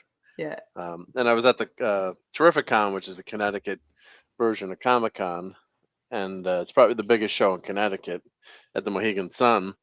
And the first booth I walked by, I love finding, niche things or unusual things. So there's one booth that just had all trading cards, and they had, boxes like this, complete set for $2. And I'm not a huge trading card person, but they are a lot of fun. I do like them. I don't have a ton of them. I do have the original Star Wars first 3 series from way back in the day. I'm missing a few of the blue cards that you have to get.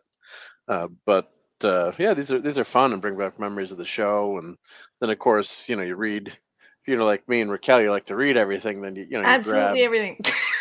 Then you grab this. I'm sorry, it's kind of my camera's not really focusing that. Yeah, well no, that was good. That's good. That's good. Yeah, so you can read about. That's what the beauty of these trading cards are. Then you can read about everything. Nice. With the cards and. Yeah, nice. And of course, you get the whole set together. So this set cost me $2. Yeah, that's cool. Super cool. He actually became a pretty good character. I think that was good. Yeah. Yes, he did. He did. He did. Oh, what's going on here in the chat? I'm trying to keep up here. He's Lisa's great. saying that she's never watched Farscape. Lisa, I was around when Farscape first came out, and I was a little put off by the puppet thing, and I thought It's I Jim wasn't. Henson Company. Yeah, and so I thought I wasn't going to like it due to the Mhm. puppets. But Clobby said something in passing to me, so he didn't recommend Farscape to me. He just said something in passing that made me watch it. And So like if he watch had it from hated beginning it, to he would have end. gotten shin kicks like I did for Yes, Landman. that is true. But he says in passing one day, he's like, "Oh, the puppets in Farscape. Oh, I didn't find them distracting. I didn't think about that. It wasn't really like that. They don't put emphasis on the fact that they're puppets. It didn't really affect me." And I was like, "What?" So then I Yeah. went and like it only took me like a few days to binge because I just it was It so gets you, it good. gets you going. It's so good character, such great Mhm. characters. I mean the Well, why puppets. don't we explain? I was like explain that the back when they were. premise I of had the. buddies. Yeah, well, you can go ahead. Yeah, explain it. The puppets put me off at first, but I just it was many years later when I watched them, not too long before you did, and I was like, wow, that's go ahead. So John Crichton, he's an astronaut, and he's in a ship that looks like the space shuttle. I think it's set like 30 years in the future from us now, or 40 years, or not Not too from far in the us. future. From us, is it from? He's from Earth, so yeah, He's Crichton. from Earth, but it's like in the 21st century, isn't it? I can't remember, but it's not like it's not like 500 years in the future. It's Oh relative no, near. it's no, yeah, they don't have big high technology. It's in the 21st. Yeah, that's what I'm saying. So he's like basically in like a present space day shuttle almost. type craft that's more advanced than what we have now, but it's not like a Starship Enterprise kind of thing. And Yeah, he's basically Buck Rogers, sort of. yeah, it's Buck Rogers. Yeah, so he's investigating and he gets pulled through a wormhole. In the first scene, he ends Mhm. up getting shot at, and he just I won't say anything else because that's going to ruin the first Well, episode. Don't But ruin it. some Yeah, Turing but there's a says the main protagonist is hot as hell. Are you talking about Claudia Black? Claudia Cla- Black is a Claudia Black. Woo! tall glass of water. What a beautiful lady. And she's like she kicks ass. Like she's a very, very good hero. I love her. I love her. Good old Kent McCord. And good evening, Papa Palpatine's Pizza Padawan. Where, who, how, what, when? Some P. I don't see. Where'd you see that at? In the chat, boss. Are you glitching like I was glitching earlier? I don't know. no. I was at a I'm away sync from with my Oh, there he screen, is, so I can't finally. see the chat. Yeah. Papa Palpatine's Pizza Padawan. Wow, I like that name, There and we now go. I want pizza. Now I want pizza, like pepperoni pizza too. Yeah, starving. So in the first episode, That guy was great. Crichton does something that gets Scorpio, makes Scorpio a lifelong foe. I won't say what it is, but No. Crichton is basically like, I just popped in here. I don't know where I am or what's going on, and That's what's Scorpio, though. happening. You So mean it's- the other guy? The other guy he pisses off. Oh yeah. Yeah. Mhm. Yeah. What's the other What's his villain? name? The peacekeeper, whatever they're the Mhm. Peacekeeper. peacekeeper yeah. dude or whatever. Yeah, Mhm. The Scorpio becomes a big time enemy. Yep. And I That's what- hated Crichton. I hated the actor who played I Crichton. liked Crichton. Really? Peggy I know, Crowder, but yeah. I hated him prior to watching Farscape Oh, because what else was it? Oh, he was on Stargate, right? he came on Stargate, and I'm like, "Look, dude, Ah. get out of here! Get out of I like here!" him on Stargate. I think that's his ship in the first episode. I think. Yeah, but she saw him later. Maybe. She'd seen Stargate, but she hadn't seen Farscape. So I haven't because he's the great on puppet thing Farscape. turned me off. But then when Me Clobby too. said in passing that the puppet thing didn't turn him off eventually, and that he gave it a chance, and that he thought it was okay or whatever, I was like, Yeah. I really enjoyed it, man. I would yeah, me do too. it again. I loved it. Bobby, did you ever watch the Max Headroom on TV? I did. Way back when it came on. I saw a couple of them. It's a cool show, but I don't remember much of it. I'm afraid, Ezra. Something interesting to go back and take a look at, though. Because it didn't last long, though. Attack Memphis. Oh, Fiona, I can't see the chat that well from where I am, but yeah, I do like this show. I know JT. I didn't see an Earth 2 deck, but if I'd seen that, I would have bought it. I didn't. I just got into the con, so I didn't spend as much time at that booth as I should have. Who was asking about Earth 2? JT Kirk. Of course, it's JT Kirk. If you I never ever watched find that an show Earth either. 2 deck of cards, dude, No, they probably had Dude! it. They probably made them. I don't know. It didn't probably last grab long. it down there. It didn't last long though, so you never know. No. One season. Yeah, I did like Earth 2. Yeah, that was Earth 2 was the best the bomb. looking. They had the best looking scientists in history on that show, or colonists. Yeah, they had no water, no running water, but they all look great. Yeah, just gorgeous. But this show actually, what was nice about Farscape, or the good saving grace, is they got canceled early, and they did a miniseries to wrap it up. I think a year later. It was a Jim Henson company, but I think it was by that time. I think Jim had passed away, right? Wasn't his son that was involved with this series? I'm trying to remember His son did take over eventually. Yeah. Mm-hmm. That I think was Jim alive at any point during the beginning of this? I can't remember now. You know, Can't remember I when think Mr. so. Henson I passed think it away. was. I mean, this show was made in like either late 90s? '90s or the early 2000s Mm-hmm. or something like this. So it's like almost a little bit over 20 years old. HP. Disliking Claudia Black is akin to adoring Wesley. Yes. No one dislikes Claudia Black. It's fantastic. That Scorpius, it was pretty good. Scorpius, Scorpius, very great evil. character. Yeah. And they did on Stargate. They did a spoof episode where all the characters changed names, and they had their names from Farscape. I don't know if you remember that episode. Remember that. What episode Yeah, was they had that? it was one of the episodes of later, not later SG-1. episode of Stargate. Yeah, they had like a spoof episode where they made fun of. Really? Yeah. They I fun don't of remember Farscape? that. Yeah, they made fun of Farscape. Yeah, and the names Wow. of the characters. I remember that. Yeah, I've because only it was fun. You know, you had both the Farscape characters coming on. Yeah. I'll goggle it after. Or find I've only the watched. name of it. I think I've only watched Stargate through I don't even know how many times. I'm not going to say because I have no idea. I just really liked the movie, and then I was very happy to get a TV show. Oh, this is the Peacekeeper big bad that. Yeah, Peacekeeper, right? That's him. For the first episode that gets Crichton. Give an interesting character. The characters on this were really good, and the puppets. You know, you believe the puppets too. It's you don't Agreed, admire Princess. the pilot back there.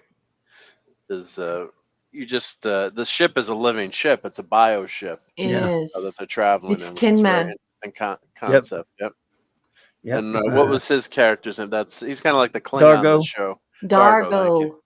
Yep. He's kind of Yeah. like a Klingon in some ways. Yep.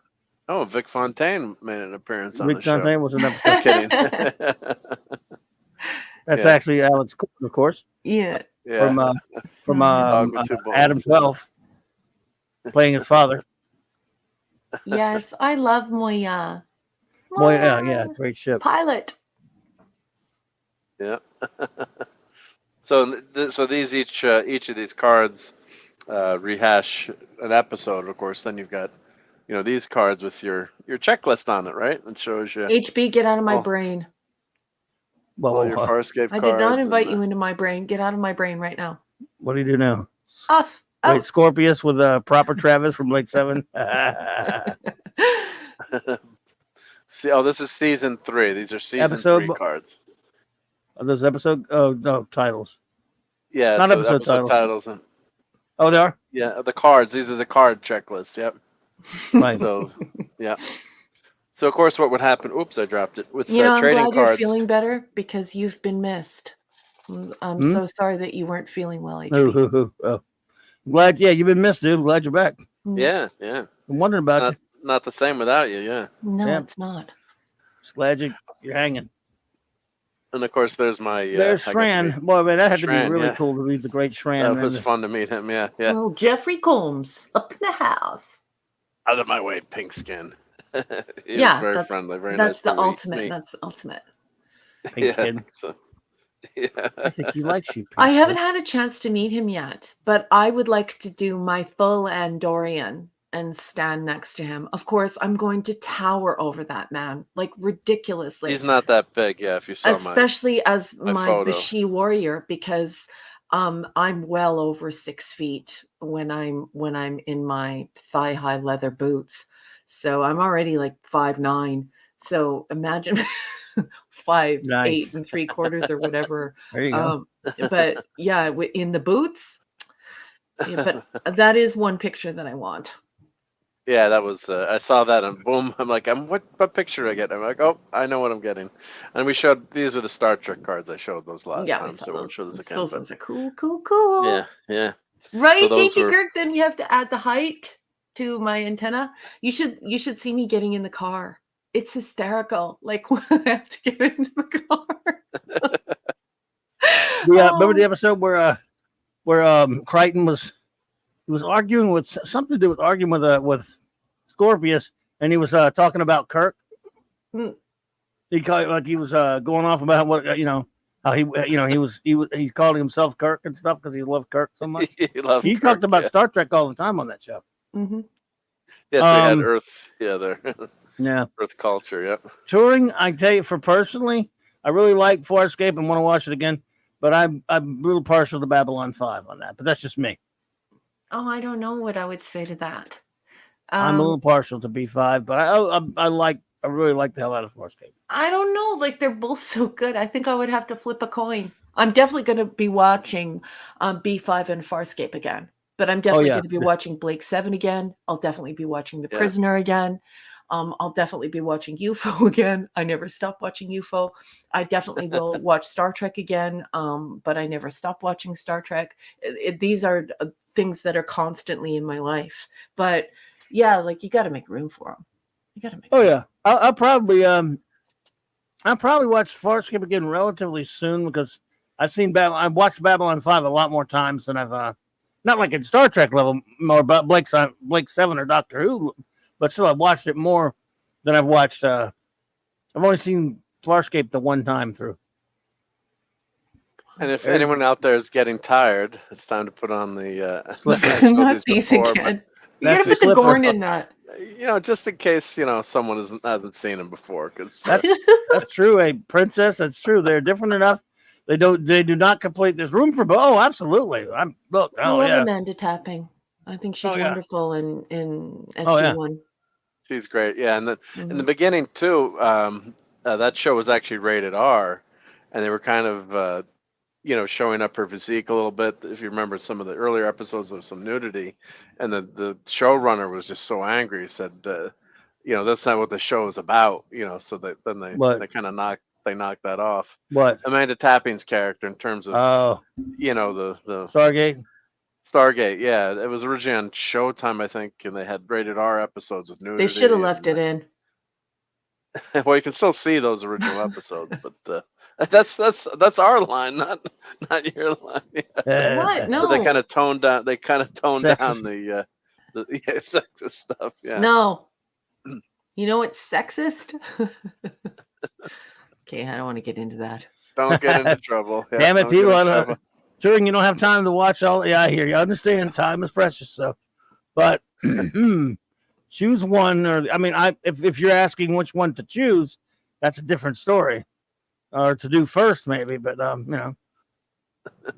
Yeah, Princess Fiona. I'm 5'8" and 3/4, but that was a long time ago. So I think I'm 5'9" now. But yeah. But then in a few years, I will begin shrinking because I'm getting to the shrinking years. I'm getting closer. I hate and closer. incredible shrinking man. I hate shrinkage. Shrink off. I was in the pool. Well. Anyway, are you ready to get out of here? Number one, I know you're tired. I am. Let's chat. I had a blast tonight. Me too. What a great time. It just goes by way too fast because you're all amazing. And oh man, look at 3 hours. It doesn't even seem like it. It never does. 3 hour tour. Well, you're a great captain. You didn't get us lost. You got us back to port. Yeah.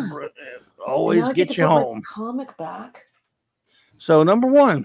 Yes, sir. Any closing words you may have for us? Yes, I do have some closing words. First, I love you. You are amazing. Okay, everybody in the chat. You guys were sensational tonight. Thank you for your marvelous conversation.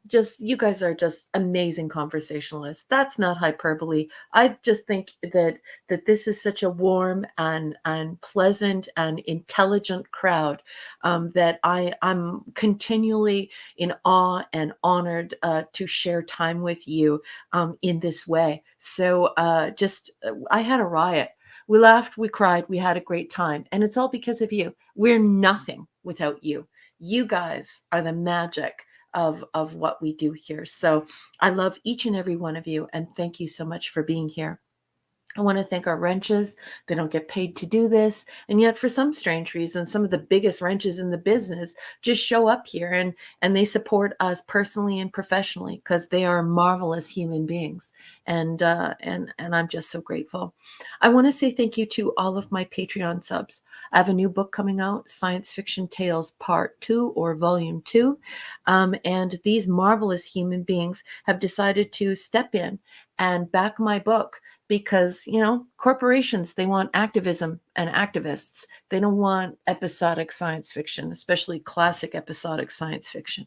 So I want to thank my dear friend. We all know him and love him, Larry. Thank you for everything you do in our community. You are one very special human being, and I am so grateful for you. Thank you for being my friend, and thank you for your support. Tony Stark, Sean Carter, so cool what you have brewing, and I'm so proud of you. Cardinal Sin, Shooter, Chris Persia, Scuba and Leslie Pete. Don't forget to follow them on YouTube. Eric K and his wonderful trusty steed. Yes, steed. Kirby, Big Dog. Enigmatic Drop Bear, Michael and Cassandra Beacom. Mark D with a C and his beautiful family. Anti-Derivative Jill. Maximum Redstone. I hope you're on the mend, my friend. JJ Cook. Thank you so much. Dabman and the Dabman clan, Lord and Lady Thoth, and of course our very own Porthos, Little Lance, and Rob Altis. Thank you so much for backing my book. I couldn't do it without you. You guys are just amazing. I want to thank my pal Mark for all the work that he does behind the scenes and just keeps Clobby and I organized as we move through all of this material. He's always there to find the difficult thing and provide it to us because he's just so caring and thoughtful. We don't deserve to have all of these great friends like this, and this is a magic that we all create here. So make sure you follow my friend Mark on YouTube. Make sure you follow him on Patreon. You don't even have to spend money on Patreon. You know that, right, people? You can just follow, and Mark could sure use your support. Let's grow his channel. He's a marvelous maker and a really cool dude. Clobby, I love you with all my heart. Thank you so much for creating this space for us so we can all hang out and talk about all this nerdy stuff, all this geeky stuff. Thank you for teaching me about comics. And thanks to you and Mark for teaching me about these different aspects of the publishing and the film from the geek's eye, from the geek's lens. I appreciate it so much. I find it intensely fascinating, and it's always a wonderful time. I love you, honey. Mwah, mwah, mwah. That's it. Back at you. Love you. Thank you for that. Mark? Oh, thank you, Raquel, for that. That's Words? always so nice. Yep. And yeah.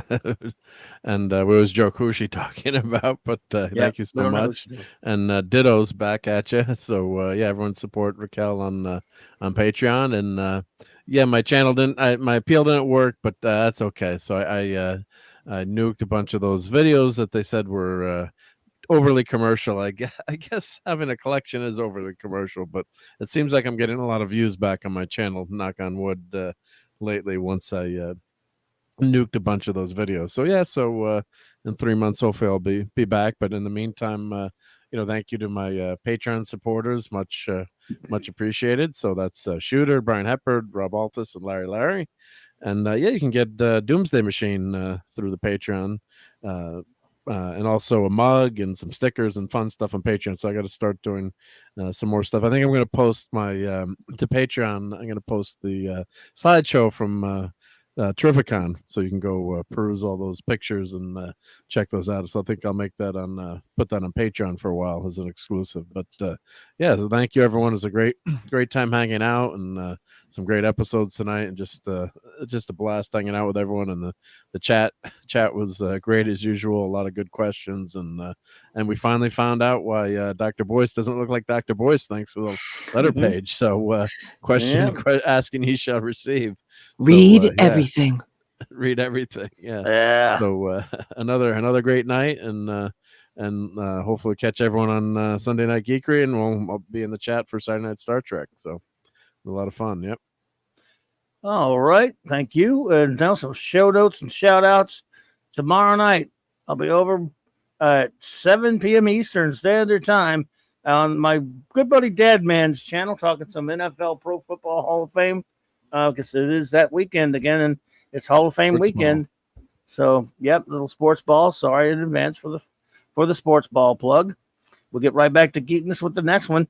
I should be hanging out with after that on the Friday Night Comic Shop talk with on the great Nick Weiser, our good buddy Nick Weiser's channel, with that fun group there, 8:30 Central.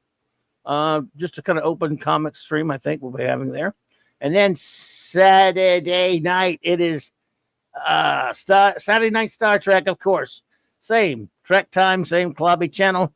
4 more episodes of Star Trek Voyager reviewed by my wonderful first officer and myself. So looking forward to that. Cannot wait. It's going to be fun always. And then, of course, there's, as Mark had probably mentioned, the Geekery. It's back on its usual slot, 10 p.m. Eastern Standard Time for Mark D with the C's on his great channel. Please go to his channel and subscribe if you haven't done already. And it will be the Geekery and might even be the Eatery. You never know. Yeah, well, I might make chicken wrap meatballs this weekend, so there might be pictures of those. Geekery. Oh, there you go. There's going to be Eatery after all. There you go. And then, of course, my buddy J-Man going to be on this channel with Sean as we are 3 times a month with our chronological review of every appearance of the Legion of Superheroes from the silver to the bronze, 58 to 89. And we've been having a blast doing this, and can't wait to do it again with my good buddies on J-Man's channel with Sean. A lot of fun. And then, of course, Monday night, well, it's Jack Kirby month on Clobbering Times. And Monday night, I will probably review a couple of Kirby comics. Just not sure exactly what yet, but I'll get those set up. So until I do, I will leave it blank, and we'll see what happens there. And again, look at that. Look at how many subs, the sub number I ended up at. It's probably gone already, but you know. No bloody A. BDOC. So, again, thank you so much, everyone, for being here tonight. I really appreciate it. We'll get you all shouted out on Saturday night, because we shouted everybody who came in, but we get you shouted out both ways. But tonight, of course, there's so many people in here. It would take you all forever, and we got to get this game moving. So I just want to say, you need to play this before you leave, though. No bloody A, B, C, or D. You know, we played it millions of times. It's good stuff. Thanks, Dad, man. You guys faded away again. What do you mean? Well, Did we burn out or just fade away? You guys were just gone. And it's happened a number of times tonight. So I hope I didn't talk over you relentlessly or screw up the whole show. No, you didn't. I didn't get to see. Yeah. I don't know. I don't.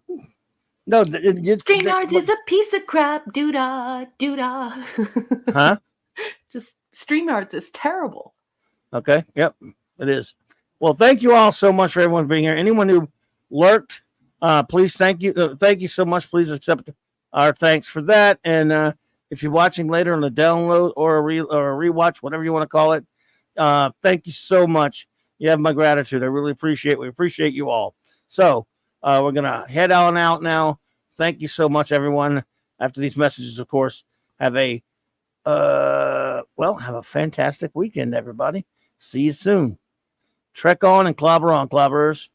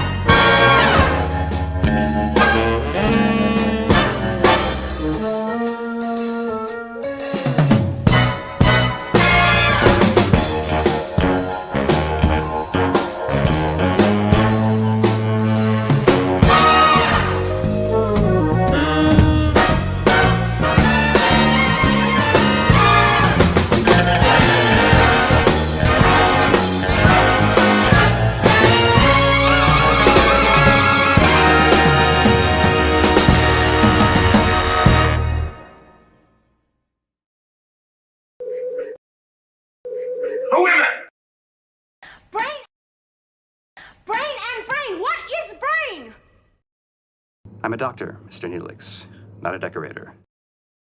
Clobber animal! I just love clobbering time.